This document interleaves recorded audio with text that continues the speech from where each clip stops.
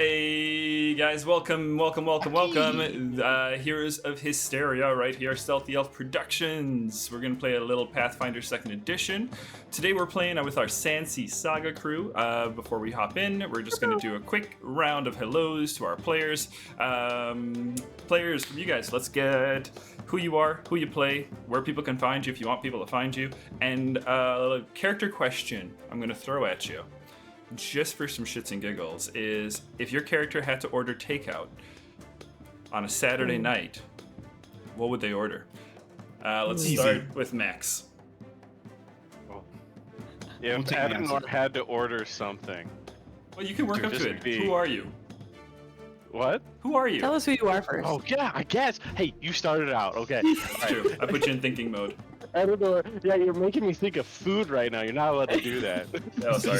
So, I am Max. I am playing Adenor today, and Adenor is a exemplar that is a Niflheim Strix blend. So, what Adenor would eat? You know, takeout. Gosh. You know, I'd have to say Adenor would go big and just get a big old steak. Fuck yeah. Big old porterhouse steak. Carnivore diet? Oh, yeah. Oh, Nice. I mean, you went straight for the chickens. Really wanted that meat. Yeah. So True. Protein hungry. that would... Pack Exactly. maintenance. Awesome.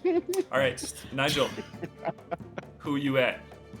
Alright, Nigel, I play Lunazar Elwins, class as a Magus. My takeout would be sushi.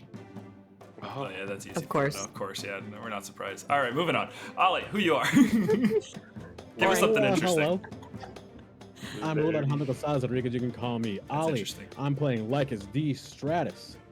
You can find me on social media. Specifically, I just made a Blue Sky account because that's just Twitter, but less Elon, so that's fine. Oh. And then you can find me as Lycus Stratus there. Go figure.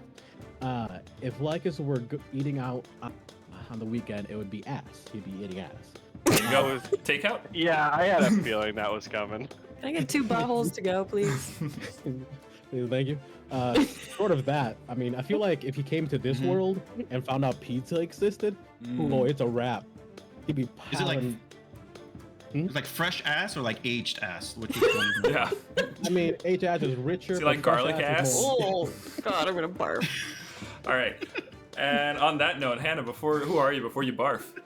Okay, hi, I'm Hannah. I am Piminia Knackle, our bard character in this little campaign. And you can find me here on Stealthy Elf, also in the Unearthed Inheritance campaign, where I am playing to be determined. To be announced. You'll see. Ooh, secrets. I hope we have it determined by now. Well, you know. We'll make it up on Friday. And Piminia's go-to takeout on a Saturday night is definitely Thai food, just like a smorgasbord of all different flavors and textures, so that she can have like one bite of every delicious flavor. There you go. Panini's doing a mukbang. There you go. She doesn't finish it? No, she shares with her everyone. Oh, well, there you go, guys. That's episode 29, brought to you by Grubhub. I will be your game master. Yeah, right. I'm your game master. My name is David. You catch me here as the game master of this game, as well as the game master of Unearthed Inheritance. Another Pathfinder 2nd Edition sibling campaign to this one. Post-apocalyptic homebrew world. Check us out. We're awesome. And then you can also catch me over at Tales Archived, where I play Whistle, the hobgoblin fighter in the Known Realms Tolesh campaign. Okay, guys, what do you think? You want to hop in? Let's do it. I Yeah, guess yeah, so. Yeah. Nigel's rubbing his hands like something interesting is about to happen, but I'm pretty sure we're just about to Something like loot. So... let's do it. Okay, guys. We return to the Yoka's Will, the elementally powered airship of the Merryfolk.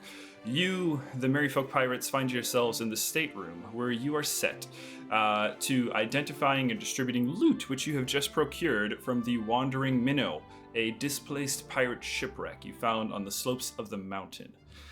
You also managed to procure some much-needed provisions in the form of 3 dead cockatrices.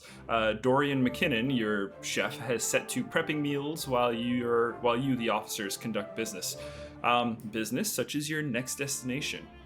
You are currently heading north, drifting on the breeze of the mountain range, which is just off to your right, to your starboard. The crew has been tasked to keep a weather eye out for some sites that you suspect might be in the area based on this treasure map.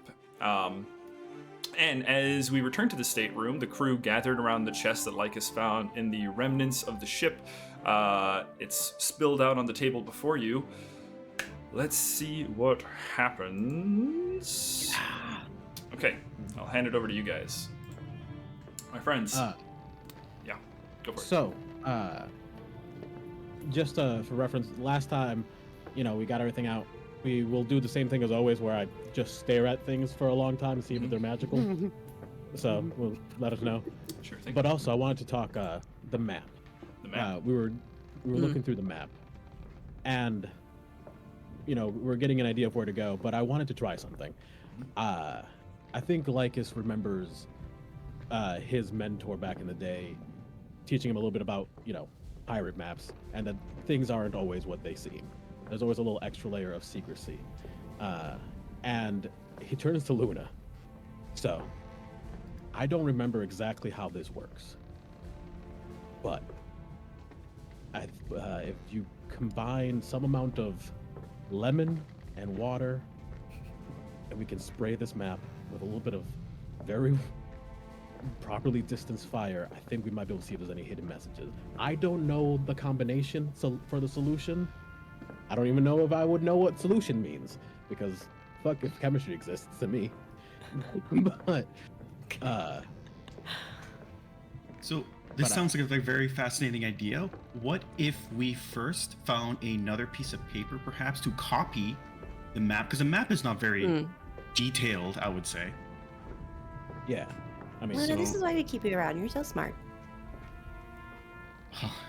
We would have crashed the ship several times if we were to just listen to our... Say, do you have another piece of paper for us to copy it? Sure. Yeah, just Here. paper around. It's easy enough to find some paper around. And Yoma, who kind of slipped into the room with you guys, runs out, goes to the galley and picks out a lemon, comes back with it, and hands it over to you and says, Dorian said to tell you this is our last lemon. So there you go. that's not great. Just We'll get more lemons. you, Don't worry. we only need a little bit.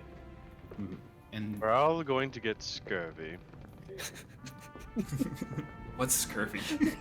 Oh, All right. you said You'll that. find out. We're all going to get. Okay, so let's see. I would call this a crafting check, or Lycus.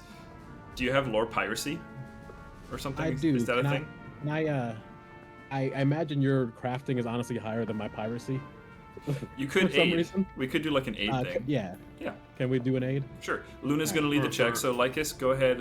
If you need a DC 20, if you get over that, you get 1. If you critically success, it's a +2.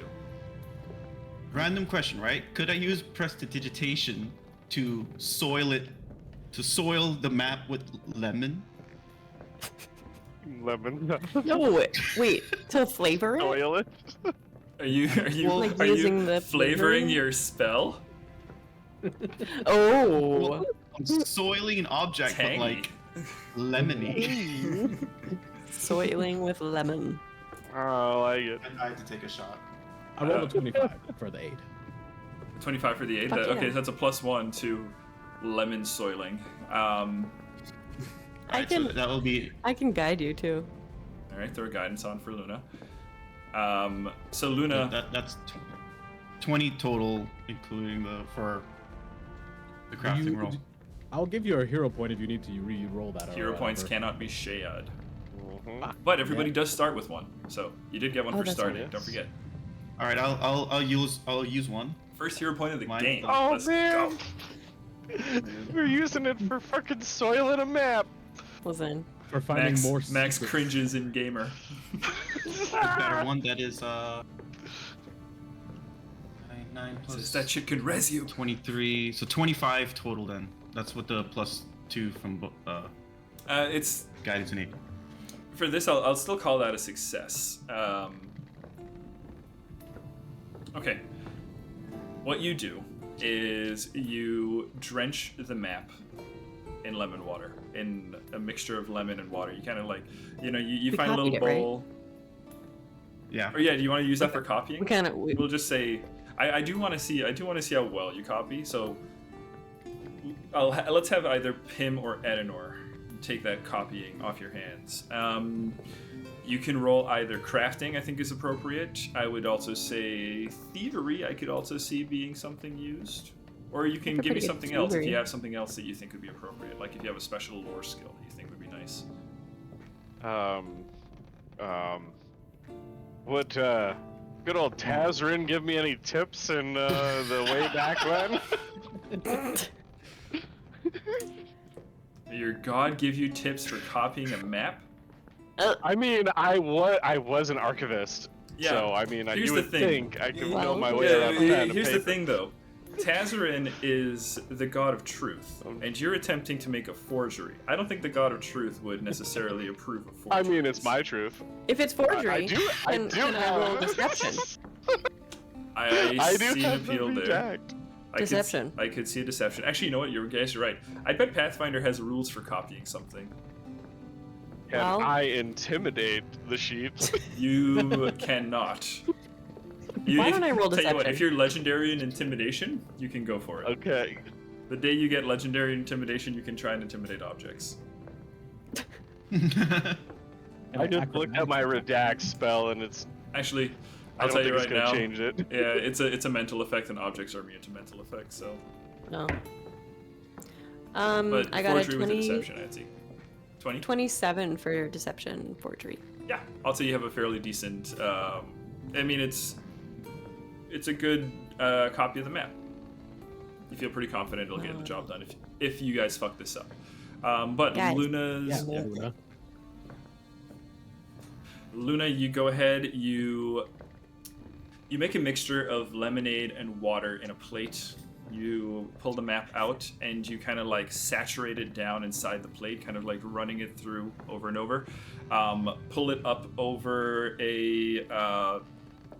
another plate, and you begin to use your prestidigitation to gradually dry it and pull the. You guys can see the fluid kind of being sucked down out of the sheet just gradually as the page begins to change color. And in the candlelight, you can actually see that yes, a bit more is revealed. Good job. So you guys, so let's just quick little reminisce here. This is the original map. This is the original map with your ship token's not on there, but that's where you guys just had a reference. Notice the nice tear, courtesy of Pimenia Knackles' deft thievery from a Yeah. corpse. That wasn't me. Good, real good thief. This is what you see now instead. It's a little tricky because you can see this. It's just very faint text. Ah, the demon's eerie. How does that look Booty. for? Booty. Let me go I see ahead. booty. I'm gonna pull this up for the viewers. The demon's eyrie. So this is the map the players are looking at. Ooh. Oh, there's more words. Do we know what the There's- demon's eyrie is? Eerie. Eerie. Eerie. You There's- probably don't. Ari. Eyrie. The demons, Irie boy.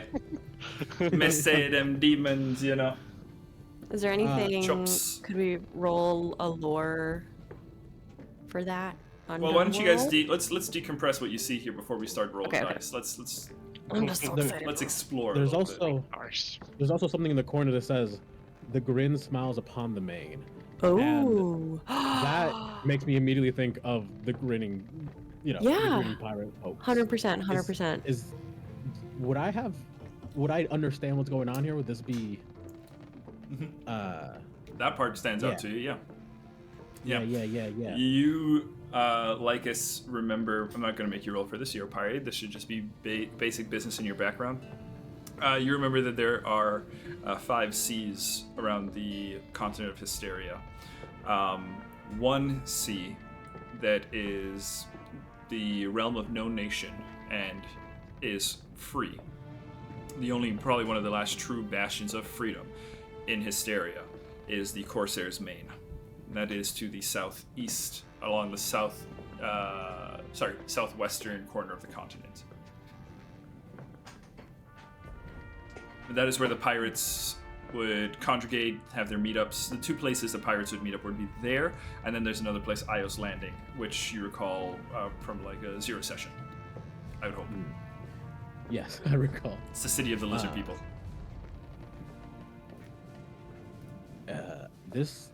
I think this might be a message to other pirates, letting them know that grinning pirates have taken, well, not ownership, but control of that area.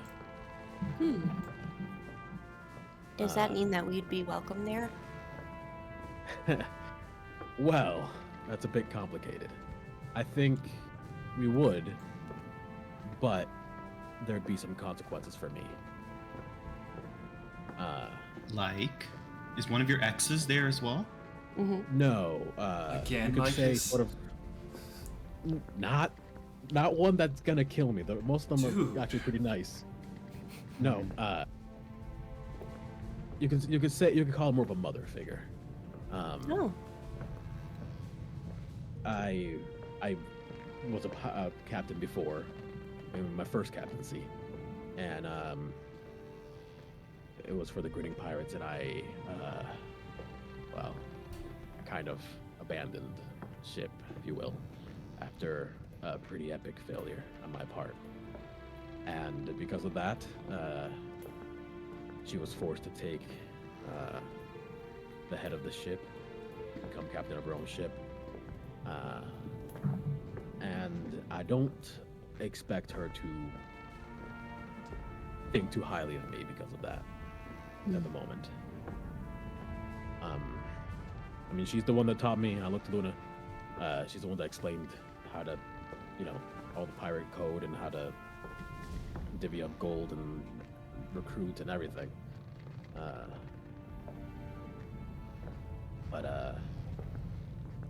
Yeah, I don't think they would be enemies, but I would have to face my captains for what they did, for what I did. Okay, so that's a lot.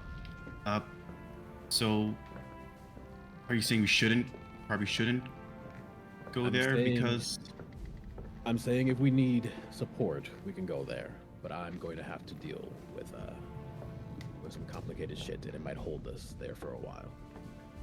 Well, it seems like now is definitely the time to be asking for support. If we're heading to Azafast and we need help defending the city and the Ironwood, could they help us? Do you think they would?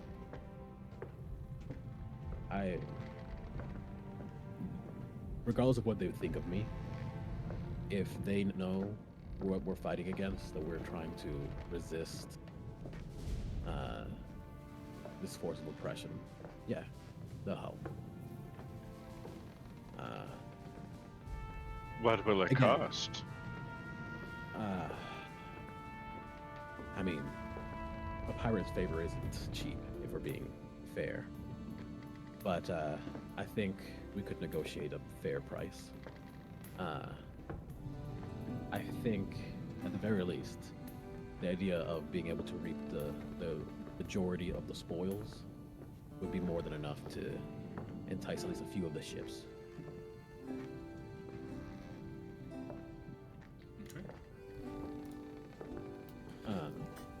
What do these words say? Interesting. Yeah. What else do you guys see on the map? My shame to die ashore to those damned. Something. Well, didn't we clean off You did. the blood? You did clean off the blood. Oh, So- right. this is saying more? It Oh, did it's reveal a like bit the more last one, yeah. text. So you guys see the first sentence says, "My shame to die ashore to those damned and then the page is torn. Mm. Mm. What an unfortunate tear. Mm-hmm. Ain't that a bitch, huh? It's totally not preventable. The second sentence says, "Find my treasure buried beneath the sand." The third sentence says, the answer reveals, "And maybe then my queen reveals." And then it's a tear. And then the last sentence says, "Might forgive, for only a true buccaneer knows." And as far as the words above, I do want to point out that you can see there's the demon's eyrie that you guys noticed already, and then over here it says booty. Yes. Adonor just immediately Yes. looks at Lygus and says, "Well, I mean, you're the expert when it comes to these sort of things, so what does it mean?" What does booty mean? Well, I That's what Yoma could asked. probably use a translation for that. I think. Can I looks at Yoma? Seems Looks at like you a like this. colloquial. Can I take this one? Oh, please, of course. Treasure. Ah, A+, good child. See, she's been studying. Good she has been studying the booty, it seems. booty lessons. Yeah, it seems not only can we get some booty, we might also be able to get some favor with the queen. Not that that's Who's the queen? That you're. like demigod pirate people. They're No, like the not people. an axe.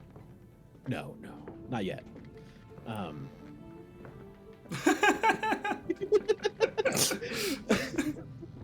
She's sort of like the court. She's like one of them, but not directly affiliated. She's one of the pirates who have ascended to piracy in the Astral Sea. Ah, Pantheon Light, I see. Yeah. Have you Too met her bad. before? Or Oh God, no, I don't try to shake hands with, people who call themselves gods, and queens. so Oh. we're okay on that front. Yeah? Yeah, we're Using my fine, inside alright? voice now. Like I know it's just gonna go, kick a rock in the corner. Doesn't know why there's a rock there. Just gonna stand and look out the window. Yeah. His heart aches a little bit. Oh. It hurt. Okay. So I think we agreed we're going to go for the booty Oh yeah. first. Yeah. Mhm. Is Well, it a if good we- idea to steal from them? Well, I mean, think they're you- dead. Oh. So Lycus, you can roll a piracy check here, or those of you who are expert in religion, you can also attempt that too. Wow. I I can- guess I can roll. We'll That's let a, Rachel roll. 24. 24. And say DC is 22. I see. Well, that is a 27. So. You both are Oh. successful. We're having a knowledge off. Yeah, of the yeah. little knowledge I have. So you guys, so Lycus, you know this is like pirate lore. Edenor, you know this is more a matter of like just being an expert in the various faiths. Those who worship Besmara are pirates, right? They all are under the banner of the Pirate Queen. Even the iconic pirate flag, the skull and crossbones, is her symbol. It's actually visible there on the map itself. So thus validating that this person, or whoever the crafter of this map was a devoted follower of Besmara. Now, something that you guys both recall being part of the fates of the Pirate Queen is that, and the sentence that trips you off to this is the first one, "My shame to die ashore." It is shameful to die ashore. It is considered, I don't want to say sacrilegious, but it's certainly frowned upon. It's not. It's anathema to the faith of the pirate queen to die ashore. You should die at sea, like a good pirate should, right? So the fact that this individual's ship was displaced and left on the mountainside, and that the captain who wrote this map died out there, it's a problem for him. Shameful. It's shameful. Nice. As far as the thing about might forgive for a true buccaneer knows, Lycus as a true buccaneer, perhaps finding a buried treasure might even redeem not only, it's not only is it going to be profitable for you, the seeker, but it actually might be profitable for him or them as a devoted, that the treasure is buried and found, conducting in an age-old pirate ritual of burying treasure, right? I mean, what's the point of burying it if it's not going to be found by at least a true buccaneer? Edenor, similar things, similar tenets of the faith, but coming from a religious standpoint, I would say. Not necessarily like a practice, but, you recall delving into some of this material, the practices of these kind of more occultish, or I don't know how you would consider pantheons. Heretical. Sure, okay. Heretical. I'm not going to put words in your mouth, but if you want to just say it outright for me, you can take a hero point as well. Well, Playing in character. as far as I recall, with the way the queen works, this poor sap, he's not getting the afterlife he dreamed of. But if we find that treasure, The booty. pirates, we're all about. Thank you. You're right.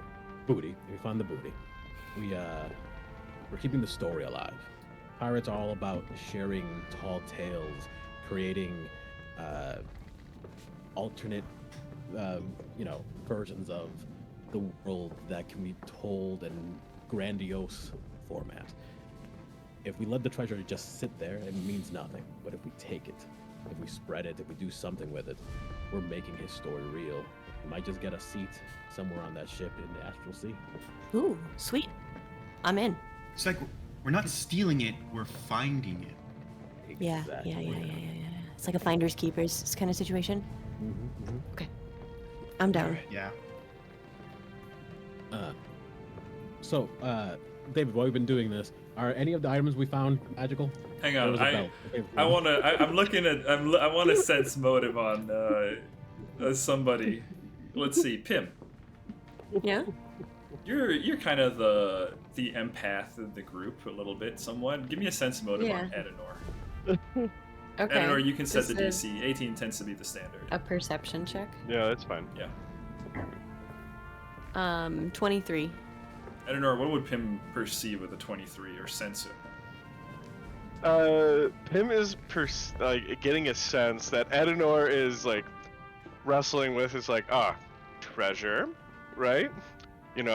Or sending a pirate to pirate heaven, which is not where they should go. They should go straight to pirate hell. Yeah. You don't know what pirate hell is. Pirate hell is gonna be fun. It might just be the opposite. Pirate Hell is the good one. Well, maybe, I don't know. But Edenor is thinking so I'm helping them fulfill this, duty outside of you're seeing confliction, I guess. Yeah. This confliction of yeah, I could do it. I guess, but also at the same time not crazy jazzed about it because not a part of the pantheon. Yeah, but who is? Well, Ollie, you brilliant Edenor twitches. Max twitches in Edenor. guys, Okay. I have a question for everyone. What? Okay, this whole pirate thing is kind of new to me, right? What does it mean to be a pirate? I mean, that's it's a big question, I suppose. But the way I pirate just means mostly doing whatever the hell I want without causing people I care about too much trouble. Some trouble's okay. Accidents happen. X's. But no, it's They're called X's. It's called Exodus. But no, it's Entire saga from the first, the first arc. but no, it's Mhm. How many ships? it's more than anything. It's just about people who don't feel like they have a place in this society. They carve a way for themselves in the sea. They're not constricted by society, by cities and countries, by laws that were made for rich people, by rich people, for power. We grow our own power in ourselves. We take what we can and we live the way we want. And we try to help each other and kill whoever gets in our way. That's piracy to me. Edenor, what do you think it means to be a pirate? Are we going by the strict definition, or I believe that Oh, the Edenor Lycus definition. has their version of piracy with what they decide to enact, which is probably a kinder version. But in reality, the experience of many people is a negative one in relation to piracy. As in yeah. the loss of valuables, life. You know, it's not very pleasant. Do you think that So- there's more than one way to be a pirate? Of course, there's as many ways to be a pirate as there are pirates. I'm sure yours is different than mine. You're gonna be a hero. A pirate and a hero. What a novel idea. Just curious. I think that we could be a new kind of pirate. I believe we could use a rebranding as well. Yeah. Let me guess. You want us to be zealots? No. No. I just want us to be the merry folk. We don't need to put labels on things. I mean, we have some people Unless on the it's the crew that merry are not folk. comfortable with the pirate thing. Granted, I mean, they seem to have changed their tune when they got gold in their hands, but I anyways. usually do. Yes, that's not a good sign of character. We have I'm pretty sure I contracts saw for this, dollar Edenor. signs in your eyes too when we heard of gold. I mean, I was interested, but I'm not robbing a. Robbing a monkey is different. Yeah, robbing Interesting. a aristocrat is fun. Just saying. Luna, Ednor just kind of like takes a glance at Luna just to see how that goes. I walk to one of the corners of the room to lean against the wall, just to be a little bit of a. You're also gonna kick a rock. Emo. Okay. Luna, what do you think it There's means to one be a shot. pirate? Yes. Well, it seems like these two have thought pretty deeply about it. I was just thinking more of just, adventure, traveling. Never thought it more than that. Oh, I know your type. That's the adventurer's pirate. You'll have fun. Do you- Don't worry. Why is there always pirates after every title? I mean, there's adventurer. Yeah, Always has where's to the be line pirates. drawn between adventurer and pirate? What makes an adventurer a pirate? Or be an adventurer Well- who goes by their own rules. I Yeah. would say. Well, the big part, the real. Let's look at litigious. Law is a thing. We don't follow it. That's the main part of being a Isn't there a pirate. pirate's law? How do you know that word? There's a code. It's pirate There is a code. code. You're right, Luna. How do I know litigious? I don't know. I'm really Good impressed, reading. actually. Yeah. Ooh. All right. Well, Yoma's nodding along when you say the word. She's like, look at it. Sounds pretty legit. You can thank Ayabe for that one. I still don't know what it means completely. Also, that's my mom. Fancy. That's my mom figure. Forgot about that. I don't know if I've ever told you. That's her name. Marcus has a mother. Ayabe. Yeah. Mother figure. Mother If you figure. call her my mother, she will probably stab you. Ah. Wait, is this the one that you upset by Yeah. abandoning? Deeply upset. yeah. Mm. And Did this you is ever the make one contact? No. afterwards? Nothing? No, How- it's been how long years. has it been? I honest. many years. I've been deeply ashamed. You know, guys, maybe we go back to the treasure. No, I think Hell we should hath- do this. Definitely now. No I fury believe like a there's some woman's scorn. unpacking that needs to happen here. It's healthy. You guys can talk it out. Like this, as you start to stare at the treasure. Exes, moms. Who do we have to write? Jesus. Lycus has got issues. Lycus has made some decisions in life. Okay. Lycus, as you look through the items, I will say you guys are kind of like passing items and stuff as you kind of go through. So you got the gold already. You figured that out. The belt, Lycus, is... Remind me, does read aura require you to make a check or anything? Nope, I can just I just have to stare at stare it. at it for 1 minute. It's magical. Magic. Lycus's eyes, as he stares at the magical belt, begin to water. Whether about memories of his Ayabe or his exes, we'll never know really. Moving on. Thoughts. I'm just kidding. The climbing bolt, you guys already identified that as a climbing bolt. I let that slip. Technically, it is magical, but is that? And then you find a couple of potions.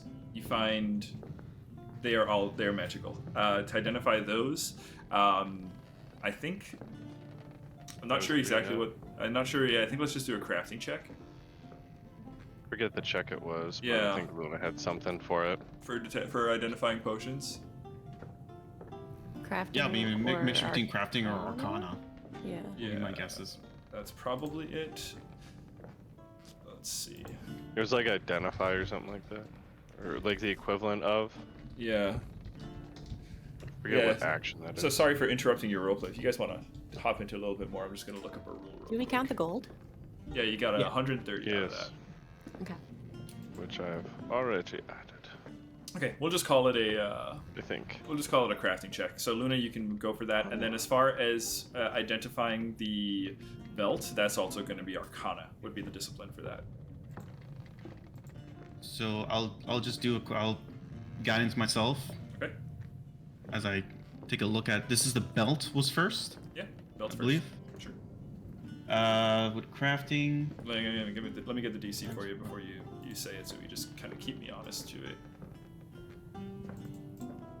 yeah, Honesty is the best policy. this liar over here. Sure. And as I'm identifying it, I'll you know the phrase like it's yeah you do know the phrase how's it go? Hell has no Hath- fury like a hell hath woman no scorn. fury, yeah. Hath? Yeah. Thank you, God. Hell I can't say it. You're welcome. Hey, I tried. Hell. I tried. Health, Yes, health, scorn. I've been told this many times. Is she strong? Is she a fighter? Is she someone that we should be really scared about? DC 19. She 24. she was rather powerful. Her and Teramoto, the captain of the ship that I was on, were a force. She would transform into these beasts, and he would ride her into battle, and they would slay too many. Honestly, he was terrifying, and she was so much worse. She tried to teach me math. I learned math. She A taught little you bit. math? You know How do you think math? I mean, not very well, but I know enough to do like budgeting Count for our gold. basic crew. They were training me to be the captain. I had to learn some things. Oh, they were like curating you to be a captain?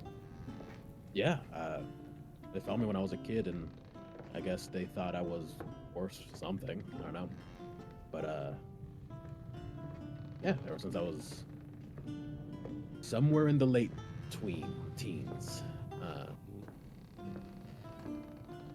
My age, I don't really know, whatever. But yeah, they really showed me a lot. And you know, maybe we should find some more treasure, just so I have maybe find something as a I'm sorry gift. Now that I'm thinking about it, A hey tithe. David, Yep. do you have any reference? I know the world, lost all its water, but I still have some reference of like directionality to where the the main is? Yeah. Where this area might be. Are we? Is it in the way of the Ironwood, or is it in the opposite direction? Ooh, Or is opposite it direction. skirtable? Mm. Opposite direction. Very far from here. I don't. Yeah, I don't think we're gonna be able to get their help for this mission. Oh, okay. Because of time and place, but this isn't going to be the last we see of the goblins and their armada.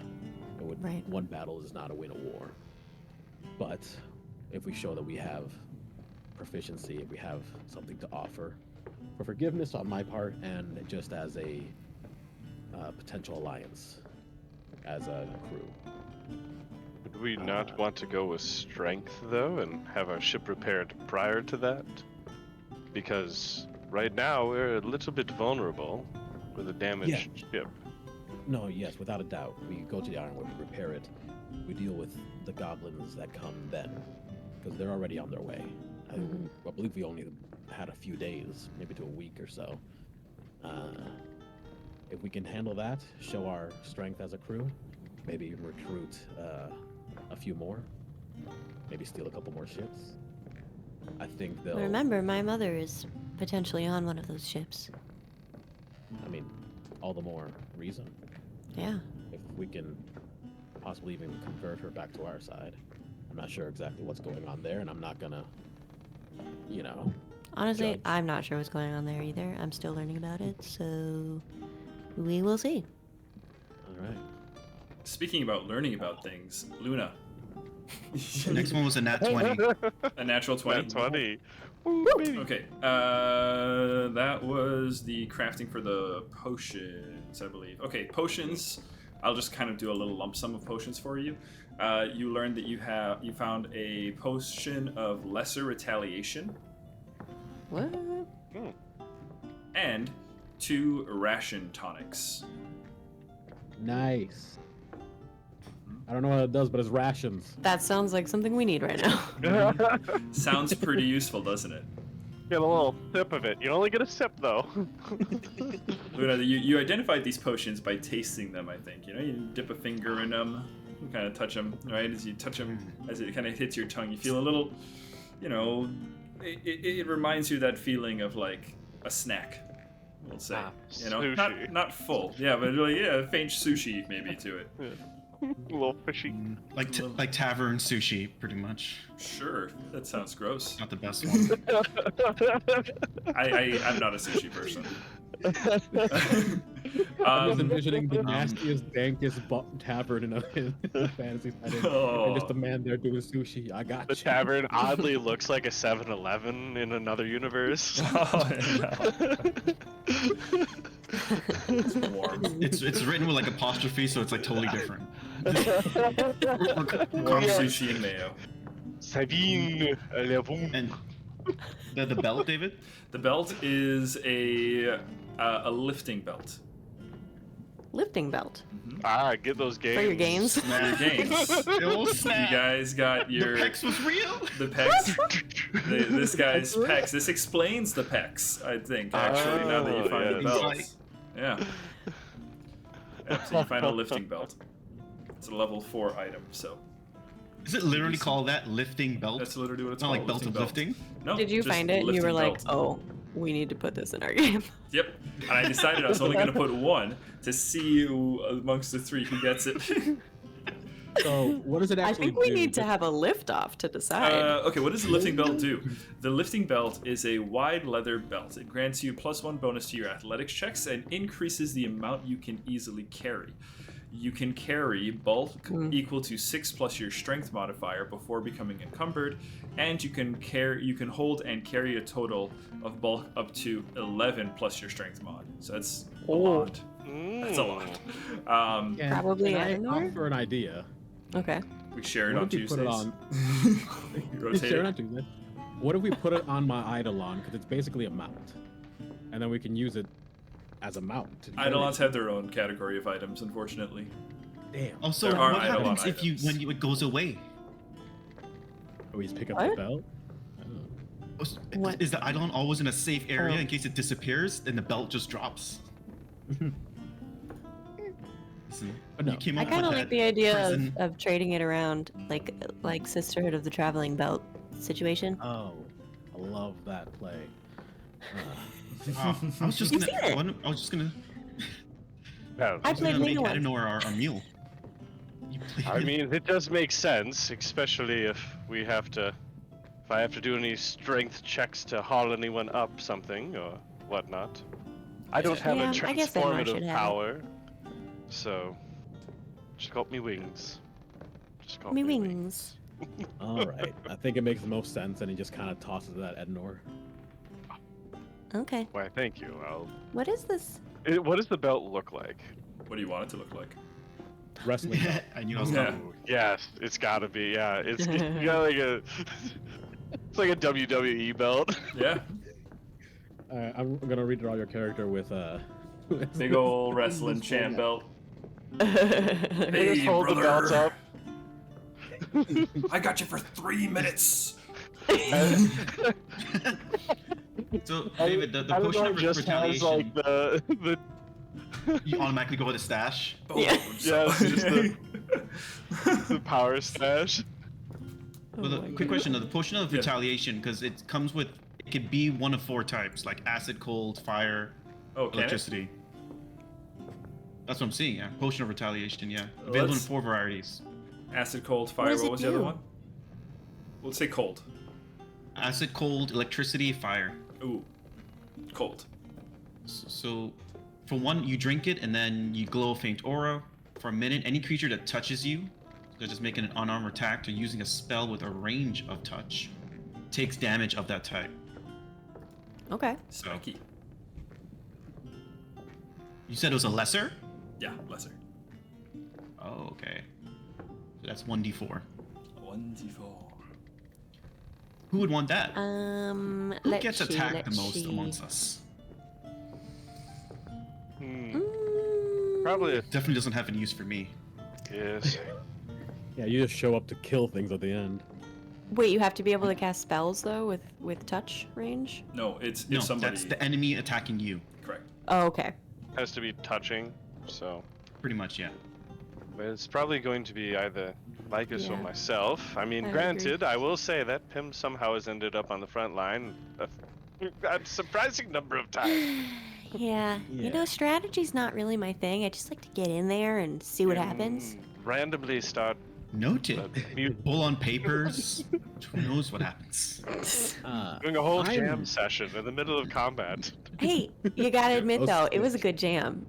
It was a good Certainly job. I was. see you guys bobbing your heads. You liked it. I thought I saw the chickens bobbing their heads as well. Yeah, everybody liked it. I think they that's might just how just do that when chickens- they walk, though. But Yeah. No, it was the music. It was the I music. think that thought was it just was me music. cutting their heads off, and it just flew. That's what it was. I'm actually pretty down. I actually think it would be a good idea to give it to Pim. They do get in the fray a lot. I have a lot more durability than I'd used to in my old body. Yes. Yeah, I'm squishy. So take it. What Okay. is Get in your there. Use it. Pim? I'm also curious. You know, using a a numerical scale, Mhm. going up to I don't know, let's say 30-ish. What would you say? Something wouldn't hit you above a certain number. Edenor, you're funny. My You're Yes. funny. Yoma, is Yoma 22. leans into you like this and goes, "Can you just ask a girl that kind of question?" buy me dinner first, sir. Oh, Seems really I forward. But yeah. assume something. My AC is 22. Gotcha. I find it I mean, I do amusing have that good your checks. Your AC is so much. Yeah, the AC is higher than mine. Yeah. Yeah. I know. Oh. Someone put all his points into something that wasn't AC. I'm little. I didn't know how AC worked in Pathfinder, to be fair. How you do? Oh. Okay, so you guys have your And loot our- distributed. Yeah. Just say quickly, the Yes. two and these 2 ration tonics, each is just pretty much you drink it and you have a day's worth of food, or like you have a day's, you're fed for the day basically. It's like a good berry. Pretty much, yeah. Okay. Good we just keep it amongst the ship's inventory for now? Yeah, Or- Luna, do you think you could replicate that with your hoo-ha? Whoa. Like oogity boogity woo. I guess Clip I it. was just informed we do not ask a lady certain Didn't know questions. you could use your hoo-ha to do that. I used the wrong colloquialism. Teach me, Luna. Teach me. Yoma I just think about blushes it now, looking at and Luna. like a vending machine, it just comes out. Sorry, let me. Can we take two? No. 1 second. With your macro juju. There we go. Is that better? Oh my No. god. That's much better. No, it is the hoo-ha. All right. It's a possibility. I would need to try and recollect how the crafting techniques work when it comes to these. Yes. But it's a good idea. I didn't think about possibly replicating it. Might help prevent, what we had to do earlier, or at the very least, if we run out of food again, might keep us alive. Maybe not happy. I imagine it's not as good as eating boiled whatever the fuck we just killed. Remember the Cockatrice lowest pieces. constitution. Cockatrice. And I was actually, gonna call them chocobos. That was wrong. Take all the terms. Variant of chicken.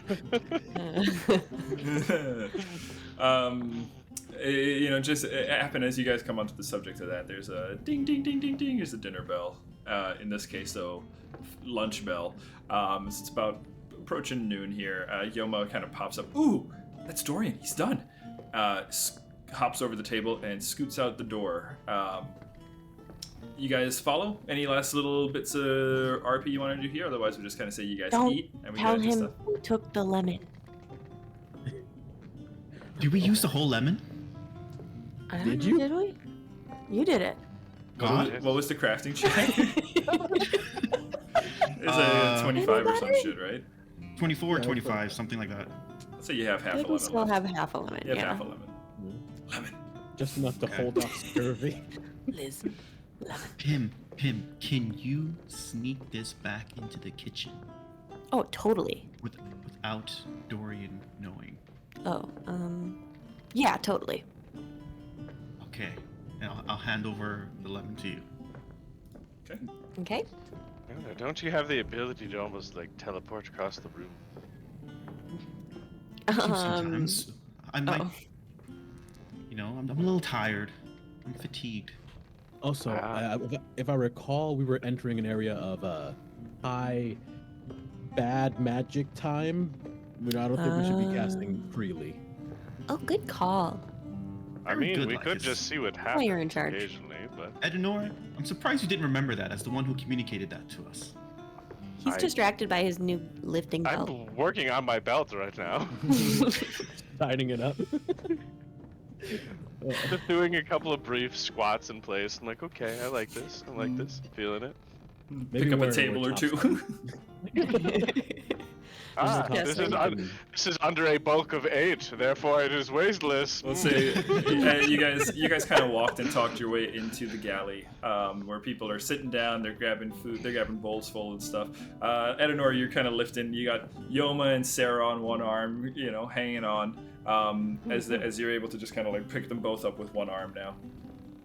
And they're kind of like, wee, yeah, the whole crew's While, gathered here, yeah. While everybody's eating, I think as we walk in, I, clap my hands. Everybody, just letting you know, there's a little bit more gold coming your way. And we found a map to some treasure. Look to Yoma, some booty. So, once we finish up lunch, everybody get back on deck. We're keeping an eye out for some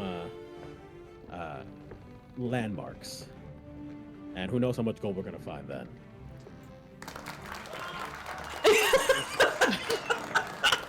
I love the claps. Wait, while he's doing that, I want to sneak the lemon back into the kitchen. Sure, roll a stealth check.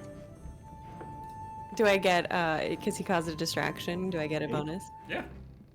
You get a +2. Class. Actually, I think I would Look be at the one that, so rolling the stealth check. Now generous. go ahead. I don't even have dice out. What is this, amateur hour? It's so good. Actually, it is. Welcome to amateur hour. 14. It's a 33. That's really good. Damn.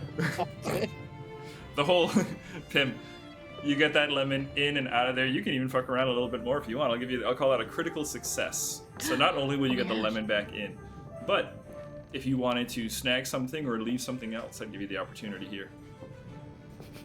Wait, what do I have in my inventory? Start leaving trademarks everywhere. Like a little paper mache swan or something While you're thinking about that, Yeah, Pim, paper mache. You mean origami? Origami? I mean, paper mache is definitely a thing. You mean paper mache? Okay. No, I'm just checking. Why we don't leave paper mache with the food? No, I'm not gonna leave anything. It's fine. okay. Pim disappears, puts the lemon back in. Lycus finishes up the speech, and Luna, you look over. Pim's right next to you, just kind of clapping along with everybody else, like she was there the whole time. Okay, you guys are fed, and then we're gonna pick up with you guys kind of like traveling along, making your way, still kind of northwards, keeping an eye out for booty. But you know that the booty will, based on the landmarks, a couple of trees, looks like a crater, and a mesa, all kind of, in one little clump. You guys are kind of keeping a weather eye out. But before I have you guys roll checks to see if you notice it, or to see if you find it, throughout the meal, Edenor, you were interrupted. An individual comes up to you, a Nephilim as well, except this one of a more sort of infernal heritage. You recognize Temerity, comes up to you and he goes, my lord, it seems that you've had another fruitful venture. Yes, it went quite well. Yes, what can I do for you, Temerity? Well, it just so happens that while you were away, a proposition came to light that I think you might find rather interesting. The captain and yourself both, though. If I could possibly have the two of you swing by the library after lunch. Of course, and you've collected all the books, right? We wouldn't want any of them. Yes. As much as I can. Several of the books, I'm sorry to say, in the captain's room were torn up, though. Pages ripped out of their spines and the like. So I will be working to repair those, but the previous owner, unfortunately, did not keep great care of the books. Weirdly. Edenor, perception check. Lycus, Yeah, deception check. I got you, Max. What do you mean is my deception? I'm gonna use one of my hero points just in case. Oh shit! I want to go whole big. You gave Nigel shit for using his hero point. Yeah. But I earned an extra one, so I have a bonus to Okay. for bullshit. When you point fingers, Max, 27. 4 point back at you. 4, huh? I did 4? roll pretty well, but that beats me. 27, baby. And I'm not about to roll with another hero point. So give me. I'll win. All right, contested Thank you. checks. What do we have? Lycus? 27. 27 versus? I hit a 20, but clearly not enough. Not enough with the 27. Edenor, you sense a little bit of dishonesty from the captain, I imagine. Captain, I believe we should have a discussion to further talk on this terrible incident. Fine. We can talk about it. Man, when I thought that, that the wedge would be driven between these two eventually, I didn't think it would be books. It's hardcore. Okay. Edenor is a librarian at heart. Edenor is a librarian at heart. Okay. So we'll say mealtime passes. Yep. Two of you will have you guys hop over to meet up with Temerity. Pim, I also have a little thing for you, though.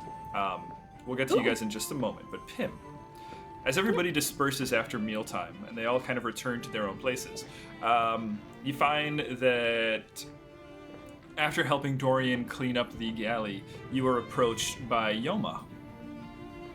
Yoma comes up to you, Pim, and Hey, girl. she goes, hey, girl, can I, well, okay, Pim, we're cool, right? Totally. Can I tell you something? Of course. And you won't tell the captain. You won't tell Lycus.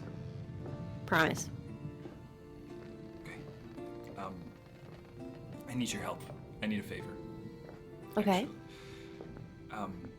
So back when we got all the treasure from the monkeys. Yeah. Okay, Lycus, you guys brought me in to, help figure out the whole situation, and when no one was looking, I stole 5 gold. Oh.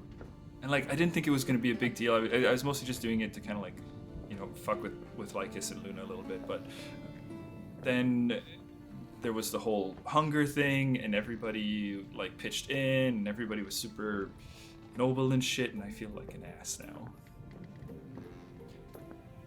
If you wanted some, why didn't you just ask? I mean, I don't really have any reason for it. I just stole it because I could, just to kind of mess with them. Well, But- listen, I totally get that sentiment. Just wanting to do stuff to Bunch of teenagers. yeah. But I'm I worried think- they'd get mad at me now. And Lycus will make me do push-ups while Clink farts in my face or something stupid. And He might, but I think that if it's something that is eating away at your conscience, it'll feel much better to get it off your chest than to keep it bottled up, you What- know? Well, here's my idea though. What if I just give the gold back without Lycus ever knowing? And then I wouldn't feel guilty anymore. I wouldn't even have it, right? You could do that too, but you might still carry the guilt of the original incident.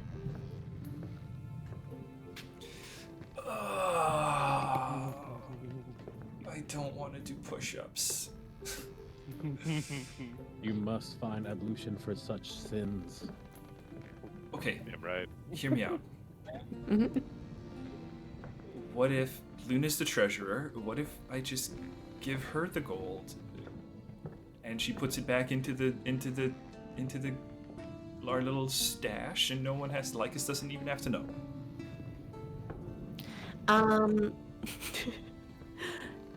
I would recommend against that. I think that doesn't address the core issue, really. What if we start here? And if I still feel bad, then I'll go talk to Lycus.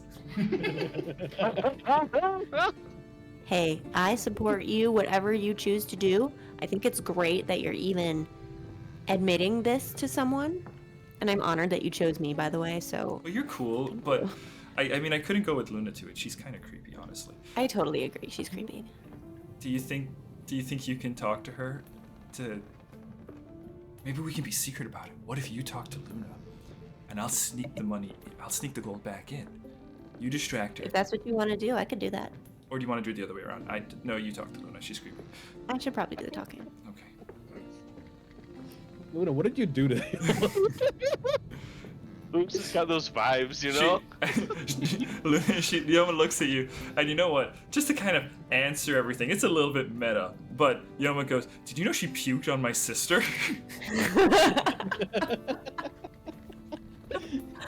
Oh, yeah, she got really sick.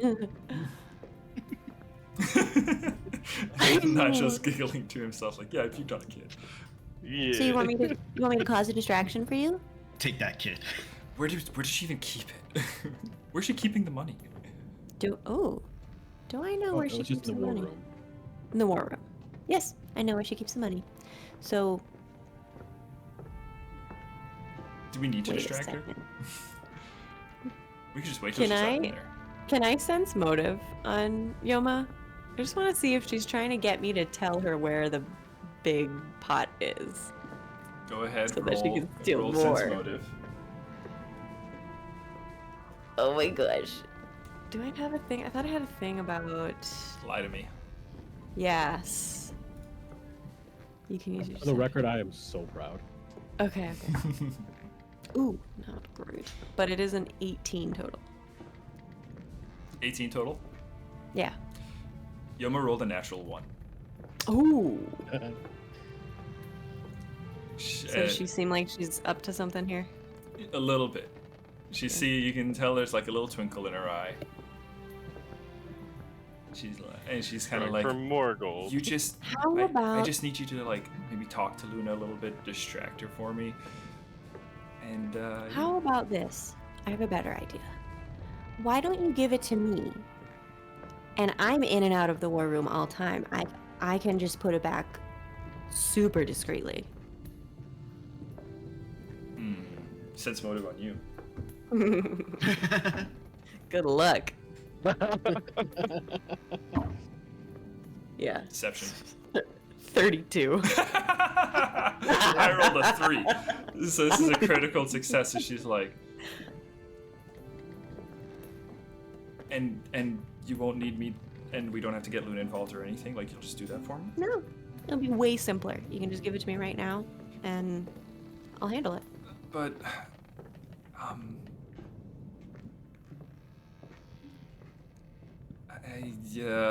let me think about it. Okay, but just remember, the longer that you let this eat away at you, the worse you're gonna feel. Yeah, I guess. And she's gonna start to back away. She still has the 5 gold. I'll tell you one other option. Okay. There's one other option. All right.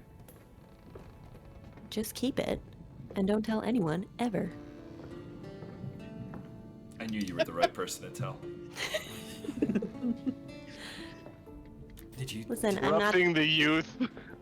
Have you stolen any I'm treasure? empowering her. Have you? What? Have you taken any treasure from them? I mean, like...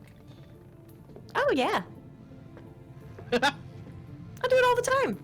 What have you stolen? Mostly gold. A gem here and there. Well, be careful Luna doesn't find out. I'm really worried what she'll do to us if she ever did find out that we were stealing gold. The important thing is here, if it comes down to... I mean, we're pirates, right? We're pirates, right? Like, we live free. But if it comes down to, like, someone really, really needs it to survive or to feel like, of course. Yeah, of course we give it back. Yeah, of course. Totally. But, like, it's okay to just do little things for you every once in a while. It's called self-care, actually. It's really important. It's called girl math. That's what I'm hearing. I was just thinking that. Tim's teaching Yoma all about girl math. It's about time someone did. I returned this object, and now I can buy another object. And I think It costs nothing. so. I think that's the note where we're gonna cut from Pim and Yoma, who, as they're kind of working out their schemes. We'll hop over to Lycus and Edenor, who are, you're in the room in the cabin that has been sectioned off as the library. What you guys will be eventually one day calling your library. As you enter into the chamber, you can see, sections of the wall are still caved in and broken from the previous battle. You can also, does anyone else ever see like Nacho kind of like lag and then just speed up rapidly sometimes? It really messes with me. Occasionally. Sorry. Just my natural speed. No, that's it. You guys, you see, Temerity has collected whatever books he could find on the ship. They're all stacked up in kind of a haphazard order, pages strewn about the floor. There is a small wooden desk, a couple of not very comfy looking chairs that have been procured. A few open ledgers with an inkwell, quill sitting inside it. The room is lit by a light candle. And in the room, you see Sarah, who has kind of walked with you. She begins stacking paper and neatly filing them away, hopping over to Temerity's ledger, kind of cross-checking stuff as she kind of places it back into its correct spot. And she's not the only one in the chamber, though. As you guys enter in, you see Dr. Jane Malsum, who is in the room, kind of glancing through the collection. And as you all come in, he goes, good afternoon. Thank you for coming down and hearing me out. I wasn't aware we were hearing you out. I thought I was hearing Temerity out. Indeed, my lord. It's Dr. Malsum's proposition, not mine. I see. But he'd approached me about something I think was rather interesting, and we'd gotten to talking, you see, and well, a few things were revealed that I think you ought to know about. You and the captain. All right. I sit down. I'm still eating like a chicken leg. Sure. So you're the guy stuck in the monkey cage, right? Yeah, that's me. Appreciate it, by the way. Thank you again. You got it. You're also the one who, if I recall, doesn't think we're good enough to help Luna with their, I don't know, competition or whatever. The selection war business. That's a complicated topic. One I'd rather maybe we didn't discuss at this moment. Very well. Well, let's... Dr. Malsum, what is it that you wish? Well, y'all saved me from the Chadokar, and I appreciate that greatly. But clearly, I don't have really a means of paying you back. Now, I know we kind of agreed, perhaps when I get delivered to Azafast, I can offer you, a bit more of a reward. But I've got another proposition, and that is, if you'll allow, I'd be happy to ply my trade in service to you all. I'm a chronicler. What was your... Oh, chronicler. Okay. I'd be happy to write down your exploits, chronicle them as it were, and package them. I can present them to the folks in Azafast, help your reputation and the like, if you're interested. So you want to spread the word of the merry folk? Well, I'll be honest with you, my intentions are a bit more self-serving than all that. I assume so. So what do you get out of this? Room and board for one, and protection. As your chronicler, I'd imagine you do what you can to make sure nothing untoward were to happen to you. Why, do you feel threatened, Malsum? Let's just say I've, given the state of the world, I figure we're all under threat, as it were. Is there any, dodginess that's going on here? You want to roll a sense motive? You can. I'll roll, yeah. It's more of, I just want to see if he's being elusive. Hey guys, Sandsea Saga I don't episode know. 29 brought to you by Sense Motive. I know, right? For all your interrogation needs. You have a bunch of liars. Who's a bunch of Like, what, liars? It's 13? a whole ship full of liars. What'd you get? Yeah, we're at 13, so I doubt I'm gonna get in. Well, I mean, What's sense motive? it's a perception. Be perception. Oh. I was looking for sense motive the whole time. I was like, what the fuck? What are you guys talking about?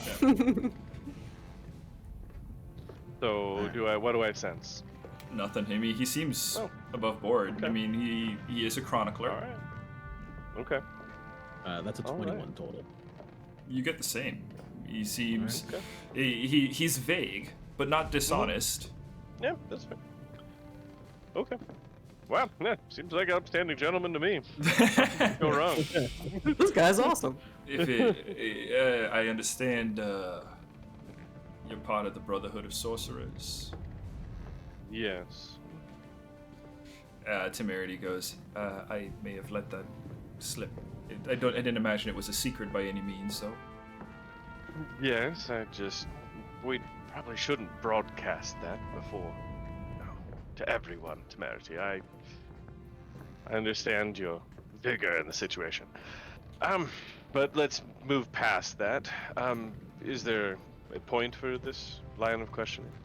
Well, if it helps improve your perception of my honesty, let me show you. And he kind of unbuttons the top of his tunic, which is disheveled and torn from his captivity. And as he kind of like pulls open the side, you can see tattooed on the chest a symbol that looks like a open book tattooed onto the heart.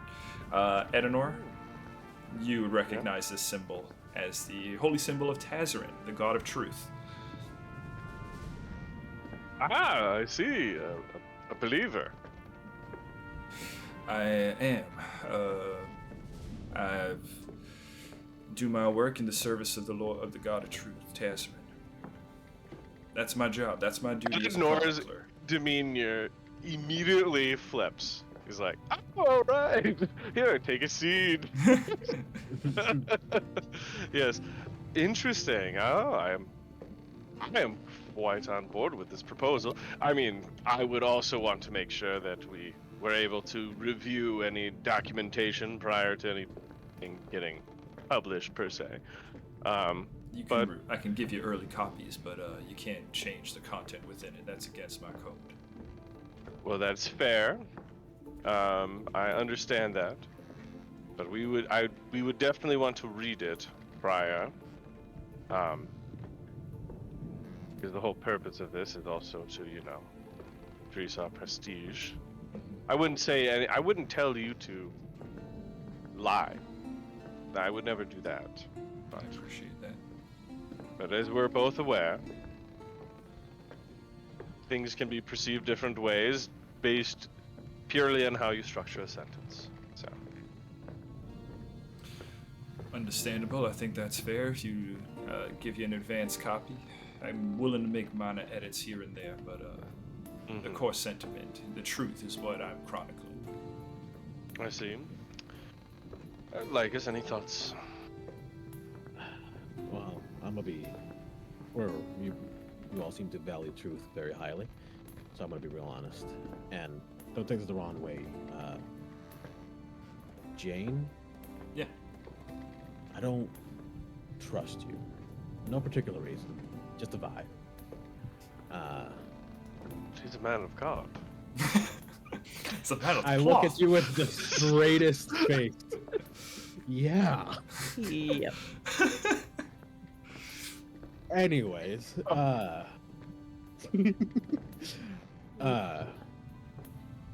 no offense to you. I want to make sure if you chronicle, I'm not gonna stop you, please. But I want to make sure that if you're doing this, if you're spreading this to people,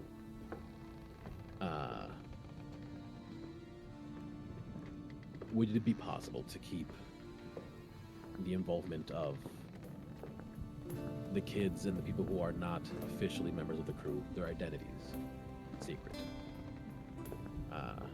I know, again, you're a person of truth, and this might be a bit on the edge for you, but they are not members of the crew. The kids are also young, despite being members. I don't want them to be, if things go south in any way, impacted.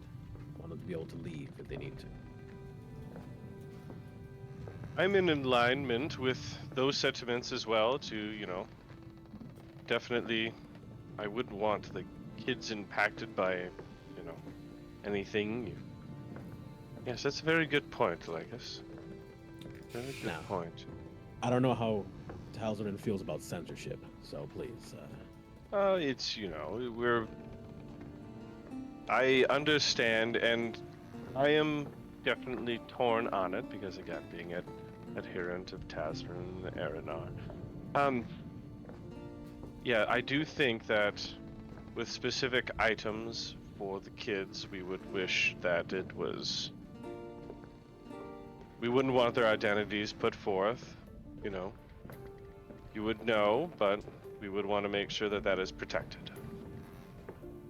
Roll diplomacy. You guys can aid each other. One of you can lead the roll if you want. My diplomacy is surprisingly high, actually. I got a +11. What do you got? Same, actually, yeah. All right. Well, Who wants to aid what? So I'll throw a roll out there. I think you should do the roll because I think I have enough for an aid, but not enough for a good roll. Sure. Okay. We can do that. So 20 is the DC for aid. You get a +1 if you beat a 20. Yeah, I got a 22. All right. Nice. Right at the edge. +1 to aid. Edenol. Okay. And then that would be 11. So that is a 26 with the aid.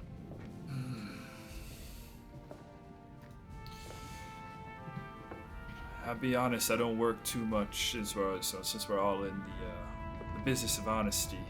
I don't work too much around children. Usually the groups I run with don't keep them around. But I can see where you're coming from. All right. What about just to make sure we're clear? What about Dr. Jane and her friends? They're just traveling with us at the moment. We saved them. They're not pirates. They shouldn't be labeled as such unless they choose to. Well,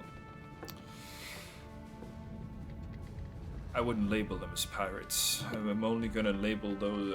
I intend to just chronicle your exploits, and those of you that are part of the crew that have decided you're pirates will be named as pirates. Well, all right, let's specify pirate here.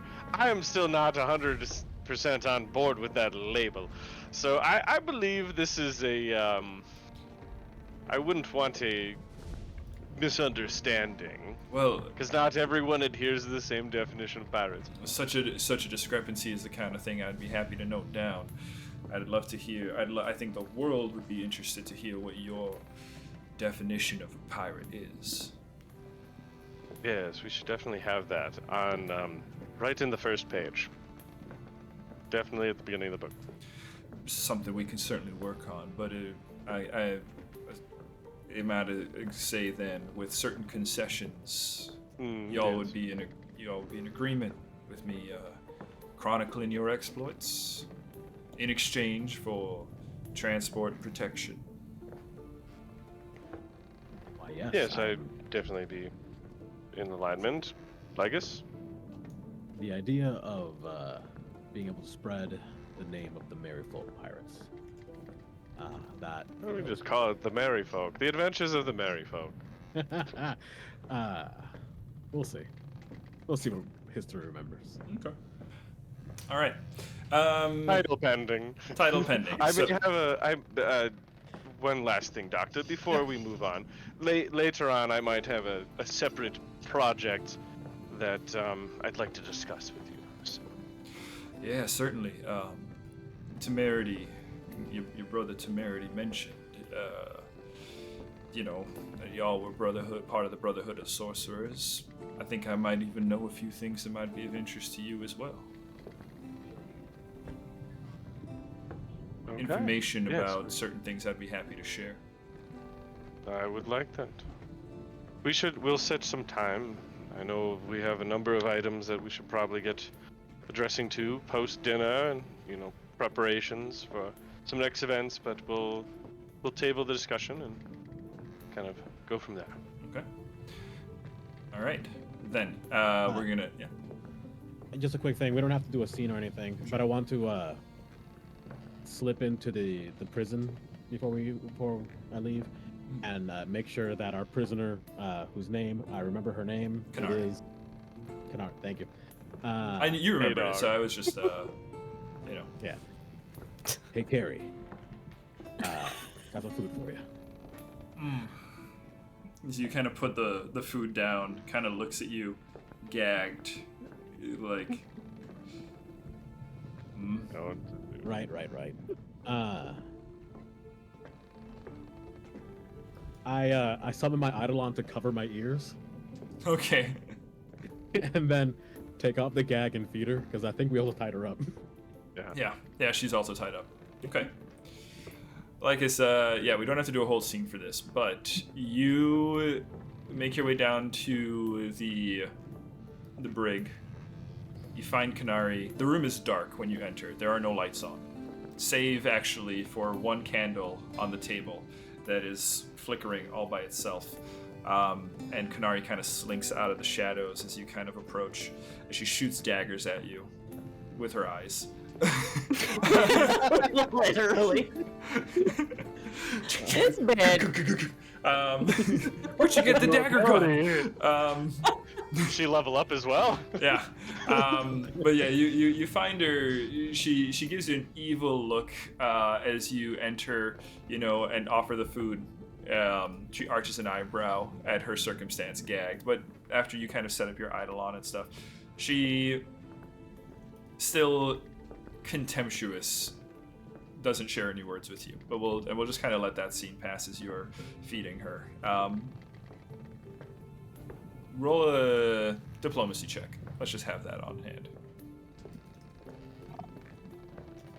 Ooh, that's a nat 20. Okay. Noted. I'll just kind of keep that in my back pocket. That was a natural 20 diplomacy check with Kanari. You're prisoner. And let's see. Just before we cut to break, Luna, you are, I imagine you retreated back to your workshop at the end of the lunch. Are you muted? Sorry. Yeah, pretty much. Get to the crafting. Back to crafting? Okay. Luna, Before I do the gold audit. Just happens. It's wheel day, right? This is the day we happen to check the stores. This is the audit day. Okay. Luna, you are in your workshop. Otto standing off to the side, unmoving, the armor that you repaired, that you marked with the date of a universe that you are not currently in. Yeah. You have a pot of tea brewing on a burner on the side. You have scrolls, parchments, notebooks open as you are jotting things down, formulas, runic schematics, that sort of thing. And you, out of the corner of your eye, you sense movement. As you look over, the room that you were in, the door is open, the hinges just kind of creaking. Now, you're a pretty careful person. You didn't leave that open.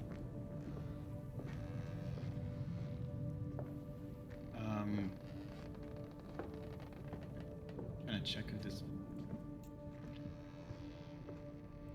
I see the door open. You said. Yeah, you see Or, that like, you see that slightly it is open, but you would not have left it open, if that makes sense. Like it's odd that it's open. It's kind of shaking on the hinge, like perhaps someone was there. Yeah. But they're not there anymore.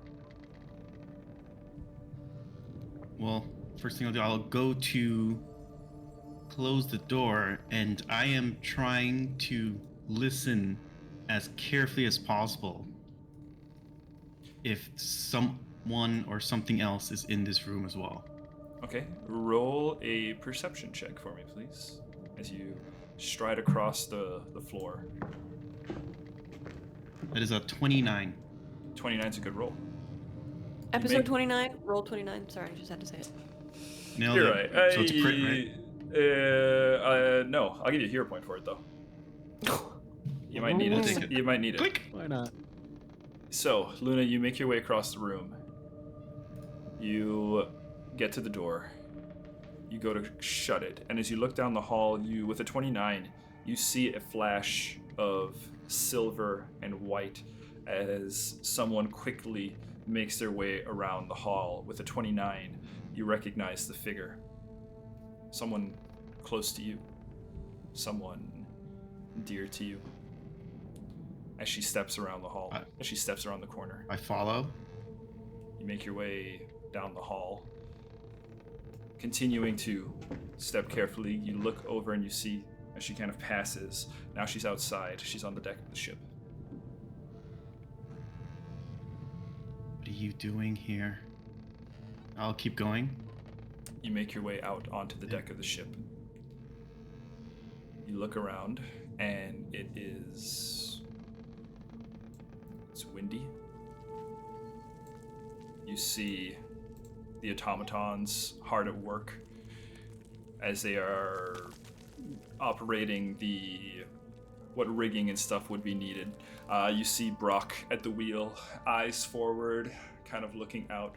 And Luna, you step out onto the deck of the ship and you look around and you don't see anyone that doesn't belong there.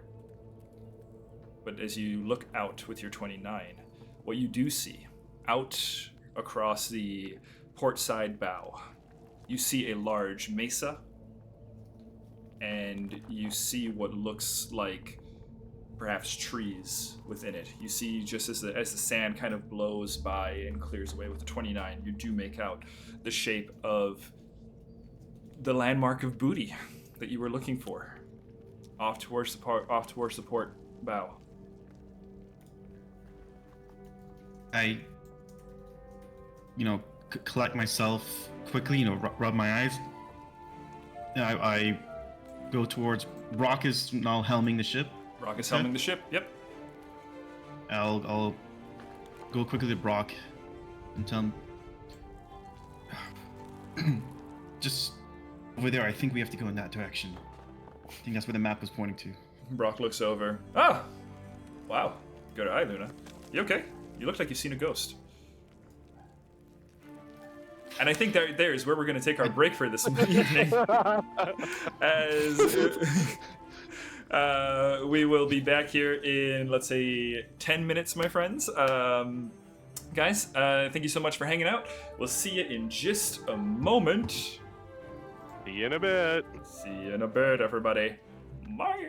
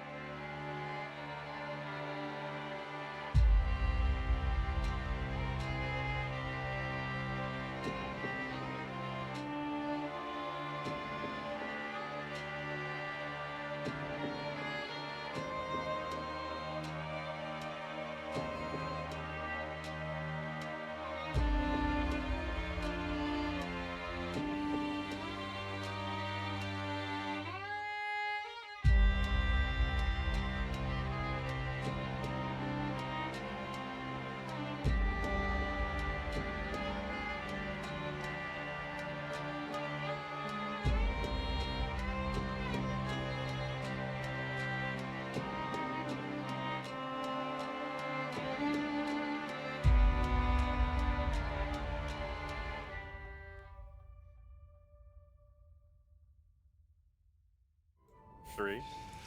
Hey guys, Three. welcome back. We are Shit, here we're live. playing. We're live. Oh, guys, by the way, we're live. live. Welcome back. Heroes of Histaeria Sandsea Saga. Right here on the Stealthy Elf Productions channel. We're playing a little Pathfinder 2nd Edition. It's a homebrew post-apocalyptic world. Where we left off, our crew of pirates What is a pirate? Who knows? We've been wrestling with that question this evening. Our crew of pirates are following a treasure map, and Luna, their elven magus, has just spied the landmarks of where the treasure is supposedly buried. So, my friends, Luna, just there, off the port side bow, are the landmarks, the mesa, the trees that you're looking for, and Brock, standing at your side, as you just pointed out to him, calls out, "Booty ho!" There it is. Someone had to say it. Yeah. Someone found the booty, as I have learned is a descriptor for treasure. Yes. Pim rushes to the deck and looks for the booty. You all feel Nothing the I'm more ship as it excited kind of for. turns. Do I have a thing? Hang on, I bet I've got a thing. There's some creaking. Yeah, give me some Yeah, creak. There's a hole in the middle of the Some- ship. A little bit of creak there. Actually, this is an airship. It wouldn't really creak at all. Actually, it would just be kind of like a puff of wind more than anything else, as it just kind Well, of I mean, if you got glides. Yeah, that's true. So, you guys make it over, right? Any particulars for your landing party? Or as you guys approach, what do you want to do? You see up ahead of you a tall mesa. You see a sand-filled crater. There are ruins on either side of the crater, and on the opposite ends of the crater, you see two large wisteria trees. Now, as you get closer, you can see that these trees, as the Yoka's will kind of comes up, we'll say Brock keeping you guys about 120 feet out and away from it. You can see bluish, pinkish leaves. You can see a dark blue trunk. You see roots spreading out and delving into the sand. Give me some perception checks as you guys are looking out over this. And I will say too, Edenor, you don't need a perception check for this. As you guys approach, you can see the Misteel swirling, the essence of magic in the world swirling around these trees, and you can feel it in the air. It's as you almost kind of like feel your skin getting goosebumps, and you can see in certain spots that oil slick. Edenor, you're a lot more sensitive to this than the rest of the party. But as you guys kind of drift in a little bit closer, I'll say when you get within about 100 feet, you all start to see very similar situations.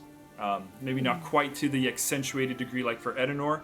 These swirls around these trees where magic is kind of like it seems like to be swirling into the sky and being drawn into the trees, apparently. For you, these look like glass tornadoes almost, right? They're transparent, translucent. You can see through them, right? For everybody else, like as you're close, you can see the outlines of it, but they're not quite as stark contrast. So let's get those perception checks, though. I got an 18. 18, 19. 19, 20, going once. Do you want me to roll for it or not? Yeah, give me a perception. Yeah, everyone. Everyone. Oh, 28. Lycus, 20? Yeah, I got 15 on the die plus 11, 26. 26, okay. Lycus and Edenor, the two of you notice this. You see that in the trees, flittering from branch to branch on these, these wisteria trees, where the branches kind of like drape downwards and kind of like flow out onto the sand. They kind of like create like a little bit of a skirt around the tree as it kind of overflows onto the sand. You guys notice that below the trees, underneath them, the sand is swirling as well, kind of creating like a whirlpool of sand on either side. And the other thing you guys notice is what looks to be a ship's mast sticking out of the ruins. Is it like in between the trees, or is it like into the side with the ruins? You know what? Let's just go to the map. All right. Yahoo! We have a map. It's a map. Welcome, friends. Pretty. Wow. So, you guys can see there's the trees. You see those little red birds flittering between the branches. You see the ruins on either side. And there... Oh, David, can you take it over to the map on... Oh, yep. On On the screen. Obis. Let's see. Oh, viewers, wouldn't you like to see? What would you like to know? Oh, hello, Oak as well. No, you're good, you're good. Wow. I just want to let me just make sure the measurements are right. Yeah, big one. It's a big boat. It's a big boat. Okay, that's actually pretty close. Ship? Thank you very much. That's pretty good. As the ship comes in, you see as it gets a little bit closer. How close do you want to bring the ship in? We should probably stay away from the aura, right? I think so. Yes, that would probably be best. Until we know what it is. Walking Also, on. this whole ship is kind of magical, so like, might want to be careful with that. Yeah. Lycus, I'm going to give you a hero point for good instincts. We could also always like land, 100 meters, 500 meters away and like make our way to it, rather than landing. But then you What can't are a do the- meter? Yeah, I that only know the Lord's units. Imperial 15 system Lord is units. 15 Lord. What is the measurement that Talzarin uses? 1 Tazarin. One whole uses We are about 1 Tazarin, Tazzies. maybe a Tazarin and a quarter. Okay. Oh my god. So you guys kind of position your ship out of a Tazrin and a quarter away. We'll say that's a fairly safe distance.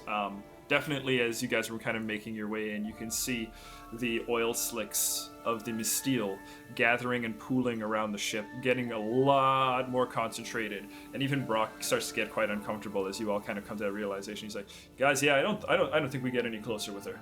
Let's just back on up here," and pulls the ship away for you. Beeping in the distance. Back it up. Lycus, Okay, so we're gonna... do me a favor. Just go ahead and pull that ship off the map. You got it. Oop. Why aren't you going? Why aren't you going? Where did you come from? Where did you go? Where'd you go? There you go. There we You go. And now you're gone. Okay, so you guys set your ship aside. What do you do? I think we should do what Luna said. We should go down and investigate on foot. Or we could do a quick circle and see what we see. I mean, the mass seems like a clear marker at the very least. Based off the map, it did look like there was something maybe in between. Was it mentioned? Is the sand? It's like a whirlpool, quicksand. Like you see it moving. Yeah, like Below you the can trees? see the sand like swirling like whirlpools beneath the trees. Oh. I mean, I wouldn't Stumble want there. to stand in there. Yeah. I mean, if you How guys are much wondering sand about will like get everywhere? if you're so we'll get to addressing all of those checks and stuff. Let's just talk. You bringing any NPCs with you, or just the party? Would be useful here. You don't have to. This isn't- You can just go We with just could the party. bring Clink and just have Clink go into the whirlpool first. No. Could we bring Pim, your robot friend? Is he able to fly? You have the Oh, item. I Otto. think he's working, yeah. I think so, yeah. You guys have the item for Otto, I believe. The stat blocks. And Yeah. Stuff. Yeah. Okay. You If bring Otto with he's you. able to at least hover or fly, then perhaps maybe if there's an item under one of the trees, he can just hover over there. Although, magic concentration.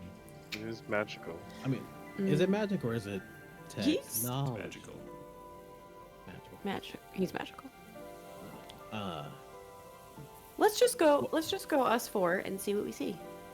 I Well, mean, we all know Clink isn't magical, but alright, it's fine. well, I had a question. Do What you if think Clink that- wants to make more money? I mean, that's. I just want to the throw options her there. into the quicksand. No. Yeah. We just want to murder. I'm done with sense What about- motives for the night, so I'm just gonna say, Max, that's probably what Yeah. you want to do, right? Man, I don't know. Yeah, I'm Okay, open to what's I the it. just want to nudge. What if we Like bring Yoma? This seems like not a very fight-heavy mission, and she Ooh, needs a little dangerous bit of ground assumption. experience. Nice. Dangerous Like, assumption. I will say, the last time we brought the Officer children, it Vogt, almost I went veto. poorly. Mm, I veto veto. this. I would Yeah. have to agree. Hey, fair. I'm just looking to get her a little bit of field experience. We'll get her You're that, looking- but I'm just looking I at don't think power this level is the spot. Into the place with 2 deadly quicksand whirlpools. That's where you want to bring her first? I mean, better that than monsters, probably, maybe. I don't know. Well, Debatable. there could be monsters here, so let's go see. Yeah, let's go. Okay, so it's the party. The 4. Yes. It's the merry folk. It's the merry folk. As you guys approach, let's do a couple of reactionary checks here. Let me get nature. If you are trained or if you're trained in nature, you can go ahead and make a check. Yeah, boy. Mm. Oh no, boy. Oh no, boy. No. 27. 27. Lycus. Looking at the sands, you can kind of identify what looks like a path between the two. Between the two swirls. There is a path that you can walk that is safe. I That's think outside the he turns swirls. It's deep sand. Though. Yeah. I think he like turns into his like full wolf form, just because it's a little less heavy, and like sniffs around for a trail. It's like, I got it. This throat's a little weird. Scurry. What was that? That's his voice. This throat, it doesn't usually talk. Give me a minute. It's canonical now. You have to keep that voice every time when you're in dog farm. So we're Boy. on the ground now walking. Yeah, you guys are on the ground. Yeah, we'll. So can Lycus, yeah. Can I propose something then? If we are walking between the 2 whirlpools, I can use my Ziggy hook as a sort of rope systems that we all hold onto in case someone falls into the whirlpool to try and lift them back out. That's Sure. a great idea. We have Ziggy Alright. Hook. Let's say we'll have Ziggy Hook reaction What do you- first, if it Pretty becomes much. necessary. Okay. All right. You guys make it over. You find the ruins. You said you were heading over to the ship's mast that you saw. Yeah. Okay. Let's say the group of you, under Lycus's guidance, you're able to make it over there. The sand kind of giving way beneath your feet as you step through. You find it kind of like pulls over your toes, kind of gets in between, and you guys can feel here that magic is wild. Magic is untamed. It is whatever these trees are doing seems to be making it very, very active. The Misteel here, like you see the oil slicks in the air before you. As you're walking, you see like reflections of yourself, crossing this same pit of sand from different angles and sides. Can I also get a couple of occultism checks? If you're trained in occultism, you can go ahead and roll it. Okay. I'm an expert in occultism for some reason. Mm. Oh, great. 16. Okay. Nothing. Yeah, not much better. 18. 18. I'll say Lycus. 27. 27. I could do Oh, a hero point though. up to you. 27? 27 gets it. Luna, you're a very detail-oriented person. As you guys are kind of walking through, passing these, seeing the sand kind of swirling up, your eyes following one of the little red magpies, the little birds, as it flits, from branch to branch, and you see. Immersion. You see as it lands on the branch, it kind of like drapes down, kind of gliding on the sand. You remember a dream you had recently, or a dream, your only dream that you've ever had, being an elf, because you don't dream. But you remember being pulled into the dream world by Lycus's Eidolon, and you recall that the tree that you guys fought on, as you fought for reality, was a wisteria tree. Similar to these. I'll share that with the party as we're moving along. Okay. What? What do we know about wisteria trees? My flat speed goes up exponentially. Kidding. I had to. Could trees from a dream type reality extend to our So- own? So does this mean that right now we're near the wherever the fuck we were, altered dimension thing? Well, Well, these- it is. The Misteel is weak right now, so it is kind of a weak point. It is where everything's mixing, is my understanding.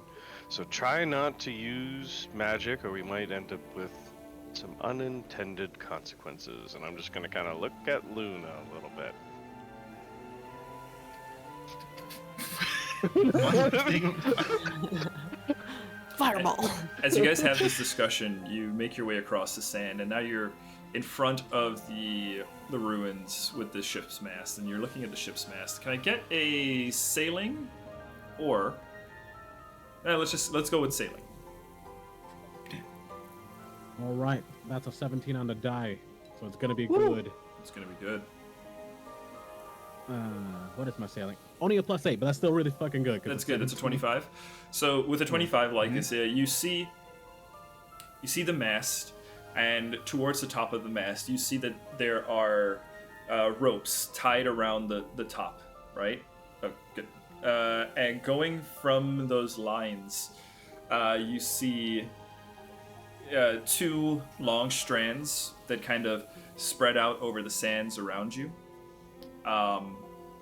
So you see the mast, a knot of ropes at the top, and two lines that spread out. You get the sense, I'll say with your role and being a pirate, that perhaps something was tied to these lines at one point or another, but they are no longer. As you look at the rope, I'll even say at the edges, it looks like it was cut recently, but haphazardly. Not by a blade or anything, not a clean, sharp cut, but just like a tear in the line. On both sides, on both lines that kind of lead from the mast.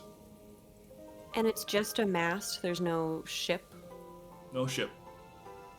Okay. What if this Is is this- used as an anchor for a skyship? Could be. Maybe it's a little port.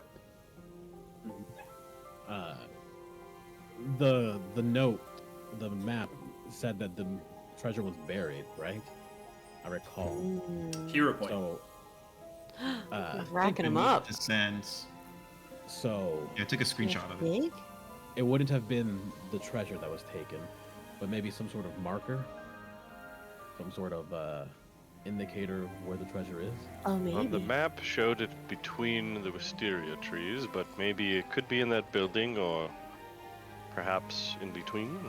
I remember there being the X. Yeah. And Let's as look Yoma at- told me about Booty, the X is where it marks the spot. Yes. Well, I- it also doesn't look like it was cut by anything, any knife. Maybe one of the birds, the talons. Maybe they've been tearing at it for some reason. There was a very large wave of water that hit a lot of things. So Recall. could have tore. Yes. Let's look in the little building over here. Yeah. Is that because the mast is on top of it? Am I seeing that? The mast is right? kind of like sticking into a corner where the wall is, right? And Okay. it looks like the mast was like propped in there, so it's kind of at its somewhat of an angle, right? With again a whole bunch of rope at the top with the two lines leading off. Lycus, you were onto something earlier when you said you recognize, oh, it's buried under the sands, right? Looking at it as you kind of handle the lines, everybody's kind of like looking in the buildings, but I think I love the image of Lycus kind of standing there with the line in his hand, and he looks towards the tree, and you see the whirlpool going, and you kind of measure it out in your head. You can kind of see, oh, maybe this was an anchor, and whatever it was tied to, Got sucked But- into the I whirlpool. see. yeah. I think so. It's very possible that the treasure got sucked down into the sands. Interesting. Into one of these whirlpools. Yeah. There's 2 lines. Which Can you one was tell? the one that looked cut? They're both or- cut. They're both cut. Yeah. I'm not sure how long it'll survive for, but we could send the Eidolon in, and if it gets somewhere, worst case scenario, poof it away. We could try. Rock- Is that magic? Yeah, what's your I looked magical my- discipline? That was primal, right? Primal. Primal? That sounds like occultism or something. I think you get to choose. Yeah, 2E gives you the option. I think you went with primal. Yeah, when I picked the wolf Eidolon, because of course, Of course. it came with primal. Okay. So. Yeah. So, primal is your discipline. Yeah. I mean, you can try whatever you guys want. It's up to you. I want to grab like a rock or a stick or a cactus or something and just toss it in and see what happens to it. Tie a rope to it. Roll as me a well. reflex save to grab a cactus. Or a stick or a rock. I know. Well, yeah, we'll say you find a stick. You find, like, Okay. buried in there, you find a couple of, like, dead shrubs, right? You're able to kind of, like, break off, like, what would have probably one day turned into a tumbleweed or something, but it was just kind of caught in the corner here. So, yeah, you got, like, some shrubbery in your hand. I say to the shrub, I'm sorry I have spoiled your destiny of becoming a tumbleweed, but your purpose is higher now. and I toss it in. Okay. You watch as it gets, you throw it towards the thing. The wind catches it a little bit, kind of pulls it off course just enough, but it kind of hits the edge of the whirlpool, slowly tumbles into the whirlpool, and the sand kind of pushes it round and round in circles, just lightly, as it kind of makes its way towards the center. And you can see the space beneath these trees. This is kind of like, it gets caught up on some of the draping wisteria branches here and there, but as it makes its way in towards the roots, you can see, underneath there's like a little bit of a gap between the sand and the base of the tree. Like there's like a little hideaway thing almost. Like exposed roots down there. Yeah, exposed roots down there and stuff. Okay. But so it doesn't seem to like tear it apart viciously. No, it just kind of glides along softly. But it is Okay. moving at a decent rate, though. Like, you're muted. You're muted. You're good. Well, in that case, I mean, let's get some rope. I'll jump in. See what Yeah? happens. Why don't we? I could fly in as well. Well, So yeah, we don't your have to have the wings. sound. Yes, I have wings. They're on my back all the time, like us. So, and then perhaps I could hold the line on the other side, Hold the line. and with my new nifty belt, Uh-huh. I could be an anchor. Convenient. Yes. Okay. So we got Alright. Lycus getting strapped up with some rope. Edenor holding the other end of that rope as Lycus jumps into the sand. Is that my understanding of how Well, things... we could do that, but I was thinking of flying over there with the rope. Okay. Maybe And both then of locking you. in there, and then we could lock on the other end at the building or something like that. Oh, cool. Like making like a little zip line Yeah. Yeah. Yes, Okay. and then I could lock in on the other side. thing? Sure. Because Okay. my knot tying ability is not great. Okay, well, easy enough. You can certainly go and tie it off. Try to tie it off. Roll me a thievery. I don't know what the role is actually supposed to be, but I'm gonna go with thievery. It Would seems you like like As me they're- to I tie don't this know. Well, knot? I would lean to Pim and say, "Could you tie off at the building I got and you. tie this around me?" All right. So I'll hand it to Pim to do the tying. okay. Pim will say Okay, you tie okay. it. You tie it off on the mast that's there. 21. 21 seems decent. Seems like a decent tie. I think this is a decent tie. Okay. You just put some. And then what about and then tying it around my waist as well? Pim's gonna do that one too. Same check? Yes. Or new roll? New roll. New knot. New roll. Okay. New knot, new roll. Episode title. This one's better. It's a 26. 26. All right. Okay, Edenor, you fly over. You kind of glide across, making your way between the wisteria branches, the little magpies kind of singing in your ears and hopping from branch to branch as you kind of make your way over. Hook an arm around one of the branches deeper in, right? And you just feel like, okay, you're gonna anchor here. Let's just get an athletics check to see how hard your hold is. While this is happening, I'm going to use pursue a lead on 2 things. Sure. One for the treasure and one for maybe a potential guardian of this treasure. Someone who might be watching over it, something along those lines. It takes about a minute for investigation, so I have 2 minutes, so Yeah. I'll use my 2 usages on that. Okay. Cool. All right, Edenor, would you get to hold the line in the tree? So that's going to be. If you just hold the tree, the line's tethered to you. A 25. Okay. But can I also use an assisted lift when people are coming across? An assisted lift? What does that mean? So essentially what it would do is it requires 2 hands. Okay. But if the object is locked or otherwise held in place, you can attempt to kind of like hold it. Or you can attempt to like force it open. That's for like ripping something open. But Oh, sure. essentially I'd be wanting just to hold in place. Sure, yeah. I take that. So- That seems like a fair application. Yeah. So if it's a 8 bulk or less, it's weightless, but the object still has full weight and the bulk for any other purposes. I just ignore it. Okay. And in that case, I think the way this probably looks then is Edenor kind of flies over, and you definitely have enough line to do this, right?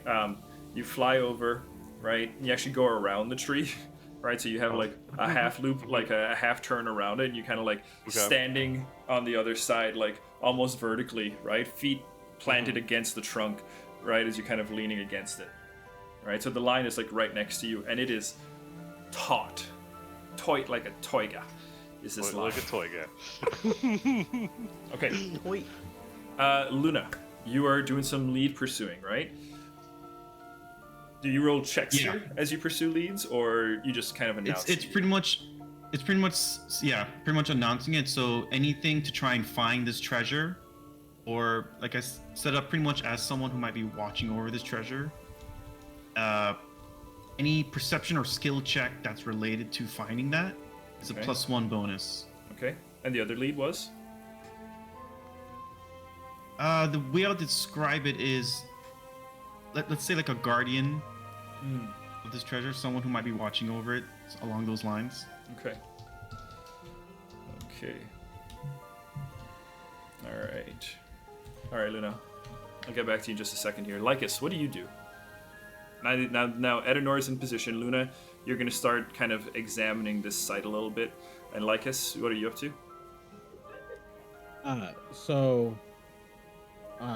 Before we start moving across the line, I think I wanted to do a quick check of inside the building. Mhm. I know it's mostly looks ruined, but I want to just see if there's anything in there before we leave. Maybe they left, if the treasure is over on that side, maybe they left a key over here or something. I'll say right now, no check required, man. You're even with the time, like while they're doing this, let's say you took the time to kind of walk through and pace around, but nothing but sand and shrubs inside the building. Okay. There's no markings on the stonework or anything on the runes. No, but I would say, I mean, this tracks with like pirate resourcefulness to some extent, right? Using a ship mast. And, you know, the knots certainly seem nautical in nature, nautical knots. Nice. Okay. Then can I ask one last thing? Please. Are there any markings or anything that denote the Smora or any of the, any markings of like this crew was here or something like that? Jimmy was here, just chipped in the rock. Give me Like the Grim Pirate symbol. Yeah, give me A turd in the corner. You can roll either a sailing check here or a perception, your choice. All right. Oh, this Straight is to the poo, huh? bathroom. There's a dick that's been chipped in. Poo jokes are the best jokes. That's they? 23. No, 23? they're not. Yeah. Fart Actually, jokes are so the best actually, jokes. as you kind of make your way through and you're There kind you of go. looking around, you make your way back over to the mast and you're looking at it. Towards the base of the mast, you find a crude carving of what looks like it would be a skull and crossbones, kind of denoting for you or confirming for you this was prepped and placed here by a follower of Besmara. Okay. In that case, if the line's taut, I'm gonna go. You're gonna go. All right. So you're hanging onto the line and making your way into the whirlpool. Yeah. Make him like. Making my way. All right. What's the distance between the edge of the whirlpool to the where Edenor is now? Because you're on the tree right now, Edenor. Yeah, it should be like 30 feet when I measured 30? it Okay. out. From the edge of the whirlpool to the tree. Yeah. Or from the edge of the Okay, whirlpool, it's sorry. even shorter. Yeah, like that's right where you were pretty much at there. Nacho was pretty much the edge, or whoever was measuring. Lycus. 25 to 30. Yeah, 25, 30 feet roughly. Okay. Lycus, you are hanging on, right? And you're hanging on to the line as you kind of make your way walking out into the sand. You start to, sure enough, it goes from kind of swirling around your feet to your ankles, up to your knees, right? Your hold on the rope is strong, but it's as you step out deeper and deeper, it becomes harder and harder to walk. I do need an athletics check here. Could I do an acrobatics if I do something silly? Yeah, You want to walk on it, you bastard. Yeah. acrobatics for silliness. Hey, Yeah. rope it? What are you slacklining now? Like what is What a bro. Where's your Here's a hacky monk. sack? Yeah, I'm gonna roll acrobatics first. Okay. That is Which a tree, by the way? One. Oh no. Oh, Hero boy. point, hero point. Hero- You have a Hero zillion. point, hero point. I have so many Yeah. hero points. I'm using hero points. Use a hero point. You know, I have a plus 15 to acrobatics. Anything but a 1 is Anything good. Yeah. but a 1 would have been pretty good. Literally anything else. True. Let's see how karma is. That's a 12, 27. 27. 27 is a decent roll. Yeah, you're up and you're like standing on it. You know, you kind of it kind of wobbles underneath you as you kind of pull your weight up over it. But sure enough, you get your instep kind of like propped properly against the line, and you slowly straighten your knees. Pim, you watch as Lycus kind of like wiggles like a branch for a moment, and there's that moment, there's that anticipation, like, oh, is he gonna do it? Is he gonna do it? And sure enough, though, he is able to stand upright. Lycus, you breathe, and you are standing above the swirling sands. Put my hands up like a gymnast. Luna, watch this. I'm just gonna make my way through. Okay, Luna, you are Challenging. Luna, you're doing some interesting stuff. You're kind of looking around. You're looking to see guardians or treasure. Let's get a perception checks. So I'll do that for now, but I'll also mention like pursue or lead. It's something that's active until you actually find the item. So that gives you like just a bonus when you're making the check or That something? +1, yeah. Okay, Pretty much, yeah. all right. Well, yeah, go ahead and give me a perception check here. Let's see. I'm gonna add a little flavor, like you're actually like looking around a bit. Give you a skill That is- action here. 23. 23. And you added your bonus for pursue the lead. Yeah. Okay. 23. What you find with the 23 is this place looks wild, right? There's no guardian per se, but as you're kind of making your way along some of these ledges, these stone ledges that kind of form the outer rim of this crater, you see deep gouges and grooves and scrapes into the rock, as though something, and they're large, something very large and very heavy, like, went through here. As you look around, you don't see any tracks. The sand is so soft and shifty that no tracks would be Yeah. evident below, but you see the remnants of scraped rocks along the sides.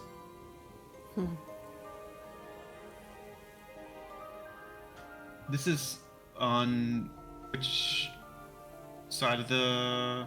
We're on the map? I would say You're like, talking about, like- on a lot of the different ledges, but yeah, like right there in Okay, particular is all kind of where in my head you guys are kind of at. So yeah, where you just clicked, like that's yeah, you see like the scrapes. Like you as you look at the rock, you can even see where it kind of like the edge. It's not like a proper ledge, like a sharp ledge. It's actually dulled by whatever large thing would be moving and dragging its body through here, Almost like sanding it smooth. sanding it smooth and wearing it down. Like shedding skin. Is this the Like one the worm tree you went to? with legs. Yeah, Lycus is on the right side tree. Yep. Like okay, So so is this that- is You know the what? one heading Maybe to? let's go ahead and place tokens on the map. Maybe just do that. Okay. Just for Okay. you see, What you guys Eleanor. waiting for? I'm holding it for you. Eleanor's just there. Perfect. Incredibly vulnerable. I'll say after that investigation, I will pick Luna, a I'm spot just gonna on the move you. tree. Yeah, be more like. So, something you're like gonna there's- make your way across? Yeah, like Luna, you're right around there. Yeah, let's say. And Lycus, I'm just gonna kind of pull you back out a little bit more, buddy. If it's okay. You're on the rope. You're like right there. Say. Oh. Pim, you still have to go, right? Are you going across the road? All of you going No, across I the thought they road? were gonna go in and check and then come back. I thought. I think they're scoping it, so we stay here. Okay. Okay.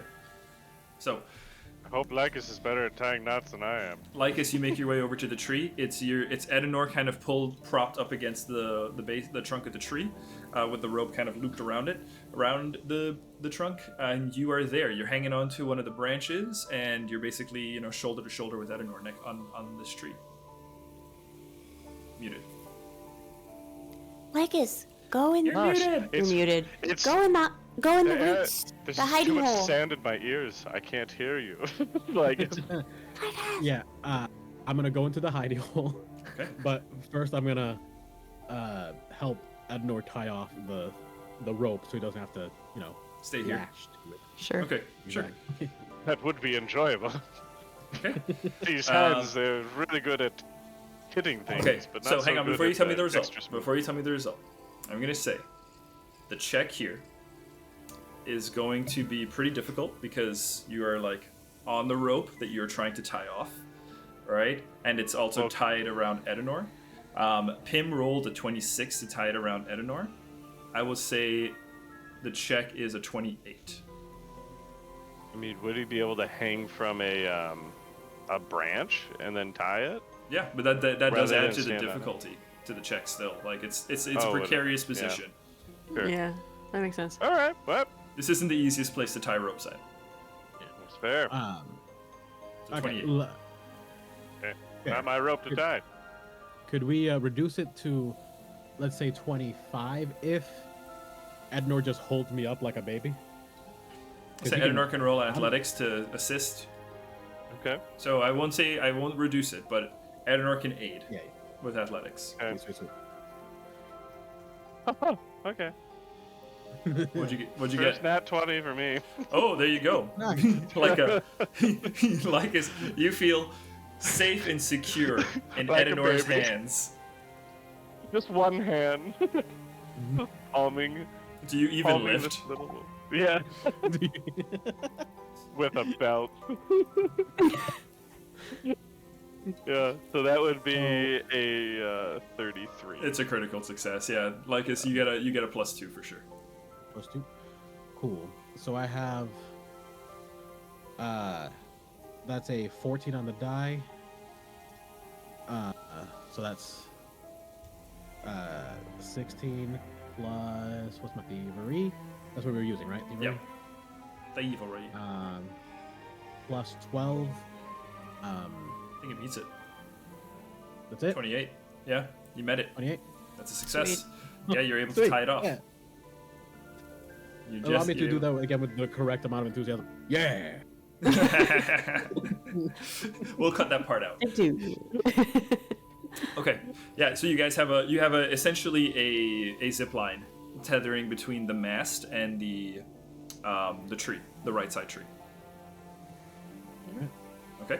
What do you do next? Let's get in there. I think Luna and I are gonna climb up onto the roof of that little rune building. so that we're off of the sand. Off of the sand. Perfect. Yeah, I mean, you really get a good calf workout walking in sand, but you guys do what you need to do. Oh, please, we Ziggy hooked up there. Not everything is about games. I guess now that we're at the tree, can we investigate to see if, investigate closer to see if there's anything going on with, like, around the base of it? There might be treasure or anything like that. I mean, you don't see you see the sand swirling underneath it, right? You guys, I'll say the two of you are on the tree. No checks required to maintain your balance on the tree at the moment, but you and you got the line that you're holding on to, so you can see underneath the tree, like through the roots, and you can see the sand swirling below, but you don't see anything immediately obvious outside or next to you. So there's nothing like inside the root system, like hidden in there. No, it's just an open gap and the sand pit below swirling. Shall we go into the gap? You want to go to the gap? I'm not sure that thing's gonna fit you there. It's a tight space. It is a pretty tight space underneath. One at a time, I guess. My delicate constitution wouldn't hold up compared to yours. So, Captain, please go first. Okay, Lycus, we'll say you're crawling down under the gap, right? You're doing so carefully, and you've climbed rigging and ship stuff all your life, so this isn't a difficult climb for you per se. But as you're looking down, again, you see, nothing lodged in these lower roots, nothing tangled. But again, the words of the map come back to you. Beneath the sands. I think we need to go deeper. God damn it. What if this is all I got? Are we hearing this too? We don't see them, but we're hearing Lycus saying, "I gotta go deeper." Yeah, you're hearing Lycus. Yeah, you hear Lycus scream out, "I gotta go deeper." Nice. You should give them some privacy. I'll give you a little push. Ednor, can you fly out and get some more rope? Maybe we can pull ourselves down a little bit and start digging or something. Okay. Yes, I'm sure I could do that. I'll fly back out. Would I guess go to get some more rope? Sure. Well, you'll probably have to fly back to the ship. I don't know if anybody has rope in their adventuring stuff. I don't know if Check my inventory. I think I did grab just like whatever basic pack. I have rope. Ah, Okay, we'll Here, just say take Pim. this rope. Yeah, Pim, you I have a you grappling hook, Grappling hook and rope seems useful. but I don't show that I have rope. That's seems okay. Less useful. Yeah, that seems a little less useful. Okay, so Edenor, Lycus, you guys are strapping up, and Lycus, you prepare to dive in then? Yep. Yeah. Okay. And then I can just hold on to it. Do you have something Well, to dig alright. with? It's soft sand. Like it's like you don't need to dig. Okay. He's got his Oh, paws. Cool. You can just turn He's got into a his- dog. Let's turn full dog. Full dog, full dog into the sand. Sure. Yeah. He's like, this is awesome. And then I'm like, all right, Lycus, you tie around my waist and then tie on yourself, and then start doing your thing. Okay. Do I have Go to ahead and roll make again? 2 thievery checks. 2. First one is 25. Okay. Second All that one around is- you? The second one is going to be my my second hero point. Okay. And that's a 23. 23, and that's around Okay. Edenor. Yep. Okay. I'll just stay at like the top of the hole. Yeah. You're like on the branches at the top I'm of the swirl. braced. Lycus, you kind of slip between the branches and you step into the sand, and immediately it's kind of like stepping into water because there is no bottom. Like you kind of like just feel yourself, right? As you're, it's slower than water, obviously, right? It's a lot more viscous. It's kind of supporting your weight a little bit, but you feel your hips are gone, and as you're kind of kicking your legs beneath, you can feel nothing. All right. 2 tugs and pull me out. All right. Okay, and I'll remember that. I'm going to try to just feel around and like dig deeper if I can, and hope to hit pay dirt. Essentially. How deep are you willing to go?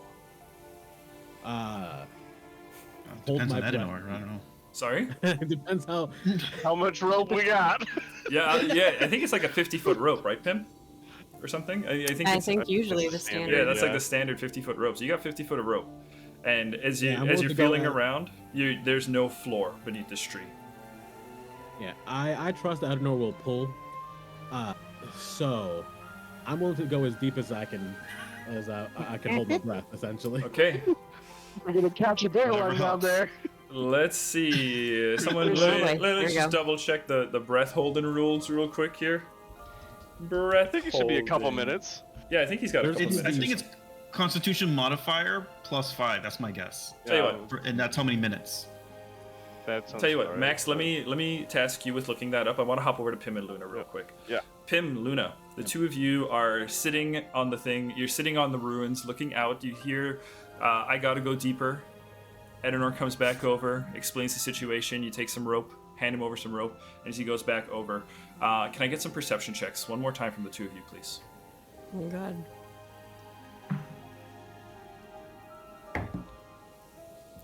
Not good. 15? 28. Okay. There. Okay. Pim's building a sandcastle.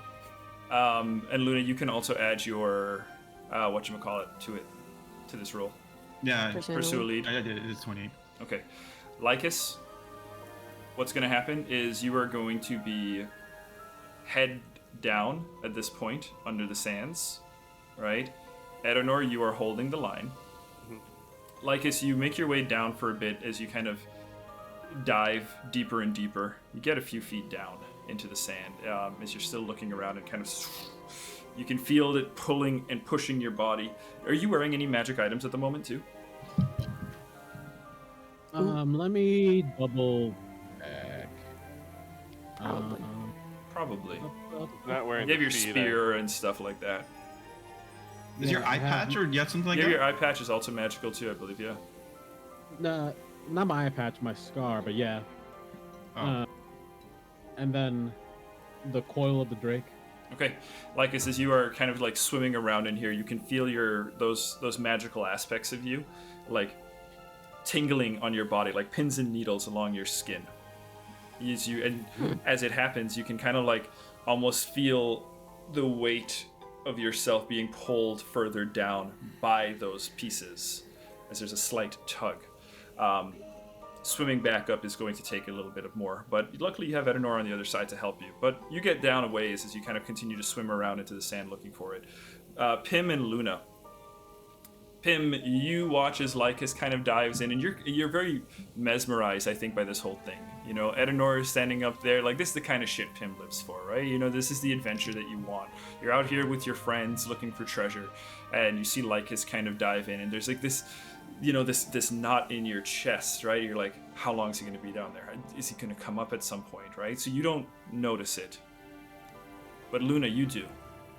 With a critical success. Luna, you're standing aside and you hear the snap of a branch. Crack. And you look over quickly, and off to the side, kind of making their way towards your crater. You can see they were attempting to be stealthily, but you are able to spot them, are 4 centaurs. Centaurs who are kind of making their way up, and as you notice them, they notice you, and you can see 3 of them pull up bows and arrows and point them towards you, and a central one, who is kind of a larger strapping figure, kind of looks towards you and has a javelin in hand. You see that's what he was kind of walking up to you with, and he kind of cocks it back, and as the two of you lock eyes, calls out, "Speak your name and tribe." Wait. I'm Pam. I'm from all over the place. We're not here to fight at all, I promise. We're just adventuring. My name is Lunazar Elwins. I am from the Elwin tribe. I helm from Azafast. You don't mean any harm. Can Edinor Outside, hear this that's happening right now? I would say, Edenor, you're very focused on Okay. Lycus and kind of feeding the line as he's kind of going in deeper. So not just yet. But the Centaur looks the two of you up and down as he kind of has the spear aloft and he says, "Seems a long way to come traveling, Pim from everywhere, and Luna of Azafast. These are dangerous times to be exploring." And another voice kind of cuts in and says, "Hey, Conroe, take it easy. Look at them. Do they look like they're from the nation?" You see another centaur come out. Description for you for these centaurs. The first one, the one named Conroe. You see a young, very strapping young male centaur. Hair is in a short braid down the back. You can see a long bow and arrows, a full quiver of arrows slung across the back. You can see a cloak that kind of ties at the, sorry, not a cloak really, but more like a saddle skirt. It was what it would be on a horse. Yeah, like a horse blanket, like tied around the hip is where it, by a belt, and then it kind of drapes over the outside. And Conroe definitely looks to be more, just has an air of authority about him compared to the others, who are all much more dressed similarly. The one approaching seems a little bit smaller, a little bit older, graying on the sides. You can see kind of a salt and peppery beard in two braids down the front, as brings the longbow down and kind of offers a pacifying gesture to Conroe. Again, slightly older. You can see the skin is wrinkled from years of running around in the sun. The skirt that this individual is wearing, again, is more akin to those of the others, so not nearly the same status. But you can see with age, maybe a little bit of authority, or feels comfortable enough speaking to Conroe. They do not look like members of the nation. I don't see any scars, and they don't smell like dog. Well, maybe a little bit of dog. Excuse me. It's a bit rude to ask for someone's name and tribe and not present your own. Yes, he is correct. Conroe, please introduce us. It is your duty as chieftain, is it not? And Edenor, at this point, you look over and you can see Luna and Pim kind of hands up, clearly talking to someone. Lycus is at this point a good bit further down. Lycus, how long can you hold your breath? It's 5 rounds plus Constitution. 5 rounds plus Constitution. Modifier, yep. Okay. Cool. So that's let's see, where's my stuff?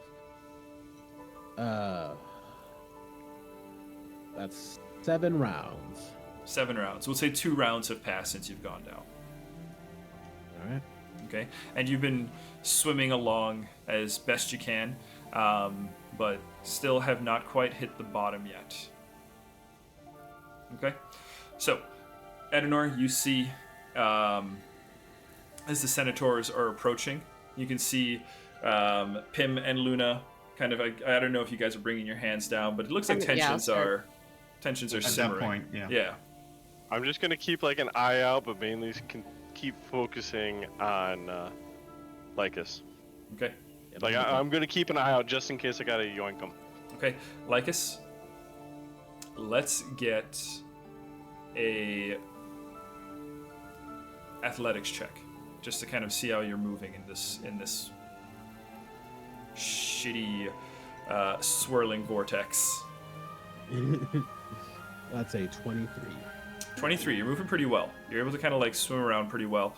So now let's get a perception check, as you're kind of like feeling around and looking properly a little bit more.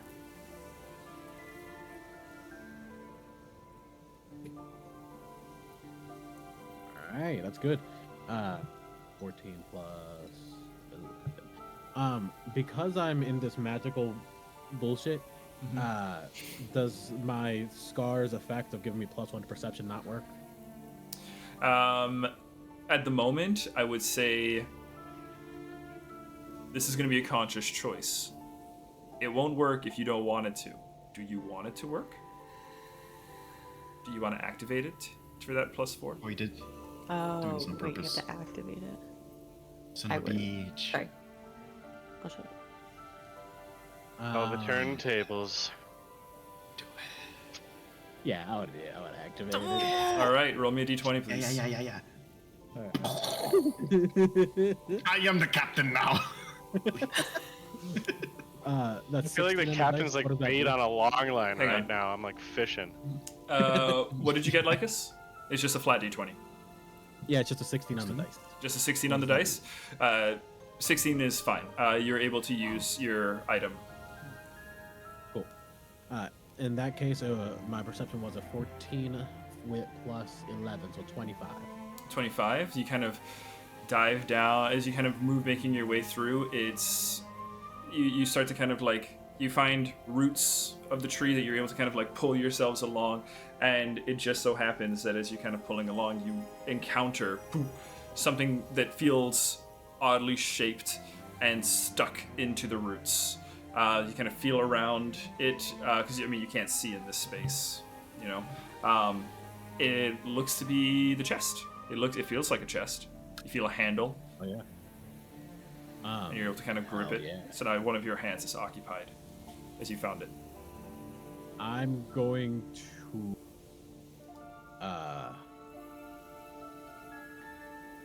yeah, I'm just gonna grab it, like bear hug the chest and tug on the rope.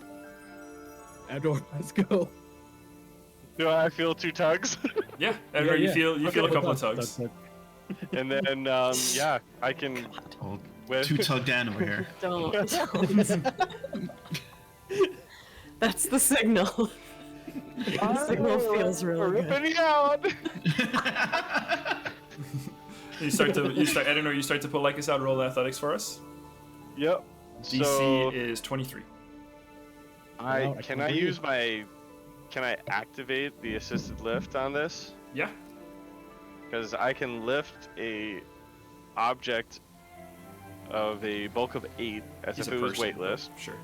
Well, but a medium creature is a bulk of 6 Yeah. when Then I yeah. looked it up. Yeah. That's perfect. So, Hero point for looking it Okay. up. Appreciate you. all right, and then so I'm just gonna haul his booty up. All right. Go ahead and haul that booty. Okay. Haul that booty with the booty. Nice. And yeah, I Waiting guess for it he's all up night. because I don't know if it's a. Do you Is want it me to check? still have that roll? Because it's still it's What? like a 26, but yeah. 26. 'Cause- Yeah. yeah. So it's a success. He's part of the way Yeah. up. I'm gonna say Gotcha. you're gonna need 3 successes. That was the first one, Okay. right? Fair. But in between, I'm just gonna give these guys a quick chance. Sure. Conroe's weapons down, approaching as he sees Edenor pulling away. He calls out, "What is that one doing?" He's pulling up our friend, who I will warn you, is. Wait, where are you in dog? You're in dog shape. I'm always like hybrid. Okay. But no, when I dove in, I went humanish. He might have been that little bit of dog you were smelling, but I don't know what the nation is. I don't know what any of that is. So I mean, we're friends. Promise. You see, Unless you Conroe give us a guarding reason over to this- not be friends. Are you guarding over this area, or is this Yeah, where part were you of your- hiding? This is our land. This is the land of the Voldine tribe. We have a right to be here. We ask the questions. Hey, Conroe, take it easy, man. Look at them. They're just travelers. They're clearly not, again, they're not with the nation. Why are you so edgy all the time? I have to protect my people. They I don't, totally understand that. you see? We protect our people too. That's you gotta in these times. But I wonder, were these trees always here? These trees are new. Conroe goes, Zifo, careful what you explain to them. He says, why? They're really just like us. is an isolated sort. I'm a merchant. I've been a merchant for a long time. I dealt a lot with people outside of our region. Come. This is no place to discuss. The magic here is very, very volatile. This is a dangerous place to be. Besides, it kind of points to the scrapes on the stone. He says, This is the territory of a great boulette. We do not want to alert it. It's probably sleeping now, so we should get going. We saw your ship, and that's why we came out here. Sure. Okay. Well, Ednor's gonna finish pulling up our friend. Hopefully. Can I roll a sense motive on the nicer one? Yeah, Zepho? Yeah, just He to didn't see say if his he's name, being right? forthright. Conroe said his name. Neither of them have introduced themselves, but they've referred to each other. I'm gonna use a hero point because I keep fucking rolling 5s. Yeah. 24. 24? Mm-hmm. 24 seems legit, seems on top of it, seems he's got a very gentle smile. There's a worldliness about this individual, something, sort of a kindred spirit. You kind of recognize that about this individual, Pim, being someone that is also worldly and fairly well traveled. There's no hostility. This seems like a good Samaritan sort of deal. Okay. Seems genuinely interested in hearing your story. Okay. Edenor, you were pulling up Lycus just now, and you used your item, didn't you? You said to get the force lift? Mhm. I'm sorry. I need you to roll me a d20, please. Okay. Don't kill me, man. Don't get me killed. Ah! It's a flat roll. Yeah. No hero points allowed on this one, unfortunately. But what did the No? nat 1 get me? Oh. I will fucking kill you, Adnor.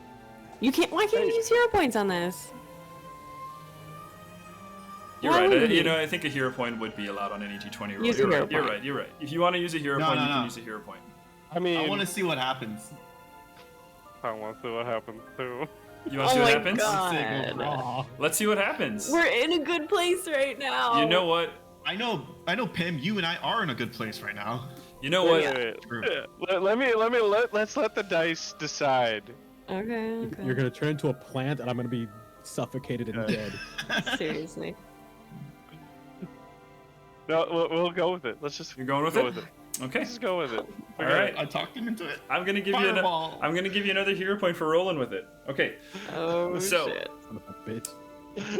You are currently in a Misteel flood. This is where magic is very volatile. Edenor, you weren't really kind of thinking about it as you kind of channel the power through your belt, right? You feel your body kind of embrace, your muscles tighten as you feel a bit stronger and you begin to pull Lycus. Lycus on the other end of the rope, you feel the force. You feel a lurch upwards through the sand. But Edenor, as the magic takes hold, emanating from your waist and kind of emanating through your body, I need you to roll 2 d20s for me. Actually, you know what? I'm gonna give the other one to Luna, because Luna, you were like, oh yeah, let's go ahead and do this. So Luna roll 1 d20, Edenor roll the other d20. I'm responsible. I didn't sign up for that. Hey, we all know Nigel rolls like Dookie. Like, Let's not give him Is that better? I I got it. don't know. I did get a nat 20 for one. You for got my a nat roll. 20. Okay. I did. Okay. I rolled a 12. A 12. Okay. Alright. Alright, that's great. 32 Great. enemies enter the field. 32 Oh. extraordinarily large boulets. Oh, Oh my god. boy. Okay. Oh, no. So let's start with Edenor. You rolled a natural 20. Your effect is a spell surge. The magic is kind of surging through your body, and you feel it kind of trying to explode outwards through you as you're kind of pulling against this rope. I need you to roll any spell in your repertoire. And it needs to be of a spell level of... Hang on, let me just... What if I have like 2 spells? You must choose a spell that takes 3 or fewer actions to cast. And I have guidance and I have redact. Well, you have what? Redact? I have guidance and redact. You can cast guidance. Yeah. That's a good one. Do that. That's a good one. Yeah, That's not this so is bad. guidance. That's not so bad. So Edenor, you feel the magic surging through you, and you cast guidance on yourself. It's just kind Oh of man, pouring I'm out of Involuntary you. guidance. Your This wings. belt's fucking sweet. You guys see as like Edenor's somersaults. wings flare purple, right? There's a bright light emanating from him. His eyes kind of glow, right, as the guidance hits. But the other effect takes charge. Edenor, your magic is surging through your body so much that some of it leaks into the tree itself. And from the tree, the roots, the wisteria branches kind of swirl wildly in a cyclone briefly. And Lycus, underneath you, you feel the sand shifting, and you all see as the roots kind of expand outwards, they're going to expand outwards to try to grab and make everything difficult terrain. Lycus, for you, as the roots coil and hold against you, I need you to roll a reflex saving throw. Can I technically have my guidance act as a guidance for Lycus, because I think you need pulling to a little see. bit harder I think on you it, need to right? see Lycus to do it. You can't see him. But what if it's on myself to aid Lycus? Because I mean, I'm pulling Lycus. Oh no, like, this I is gotta but surge that- on it. I right? got it. But yeah, But I'm like this aiding is to this pull is him a, up faster. yeah, but this is a save throw, not a skill check. Sure. Okay. Fine. I tried. There is no specification that they have to see the target, by the way. Oh, good to know. Okay. That's all right. I'm feeling pretty good about it. It's a 13 plus 14 for my reflex, 27. Shit, yeah. 27. 27 is good. Real quick, Edenor, what is your spell save DC? That's a DC of 21. DC 21. Yeah, your success. The DC on this is, because it's Edenor's spell that activated it, the DC against this is 21. Which is important because it's also going to spread out to where, let me see here, actually how far, because it goes in like a 20-foot radius from Edenor. Oh, that's not gonna get No, anybody. it's not going to else, get I anybody else. Yeah, but you all see as the tree just kind of goes wild and Edenor is glowing. Lycus, you did succeed though. Conroe kind of backs up suddenly and holds the javelin. What trickery is this? I don't know. I honestly don't know, but I think our friends need us. And I'm gonna go help them, okay? And you see him kind of, as he's caught in a moment of indecision. Zepho kind of looks at him with an eyebrow arch, kind of curious to see what he's going to do. And around and all of you, except for Lycus, you start to feel the ground shake. You see the mesa next to you begin to tremor, and you see rocks kind of lightly rolling off of the side of it. And you see a fissure form in the wall as it kind of cracks the way downwards. And that right there is where we're going to call tonight's session, Oh shit. as we are Oh my going to pick up The things Next we do week. for treasure. with Sandsea, or not next week, in a couple of weeks. Yes. Yeah. So, guys, Oh my goodness. nicely done. Guys, that's been our session for this evening, session 29 of Heroes of Histaeria, Sandsea Saga, brought to you right here on the Stealthy Elf Productions channel. Before we head out, players, if you'd like to give a quick shout out, who you are, who you played, where we can find you. Let's start with Max. Do you guys want another question? No. Yo, No. I'm already questioning all my decisions. Questioning all your decisions already. Yeah, we have too much. I'm Max. I play Edenor, and you won't find me online. I hide. But anyways. The stealthiest of He the says elves. as he's live streaming Yes. online. Yeah, well, exactly. You're not gonna find. I don't have socials to share. So, anyways. Respect. All right, pass it on to Thank you and enjoy. Nigel. Yeah, I'm Nigel, play Lunazra. You could find me on Instagram at IamNigelP, and that's about it for me. Beautiful. Straight and quick to the point. Ale. Hey. Like I said before, my name is Ollie, and I played Lycus. who's currently gonna drown in the sand because of these fuckos. GG, go next. Bye. I mean, I can keep pulling up the treasure at least. Adios. Oh, fuck off. Anyway, you can find me anywhere online as like as the Stratus, honestly. You just look it up. I'm like the first 10 results for some reason. Sick. All right. And Nan. Hello, I am Hannah. You can find me here on Stealthy Elf Productions in a couple of different campaigns every Saturday night at 6 o'clock Central. And you can follow me on Instagram, Hannah May Hooray. Hooray.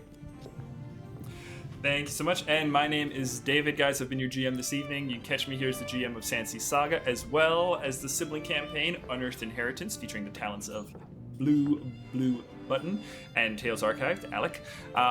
You can also catch me over on Tales Archived as the Hobgoblin Fighter Whistle in the Known Realms Telesh campaign. D&D 5e campaign set in a homebrew high fantasy world. That's us. We will see you guys with Sandsea in a couple of weeks. Next week will be Unearthed Inheritance. And if you want to watch a replay of this episode, I think it will be next Sunday morning. So catch us later.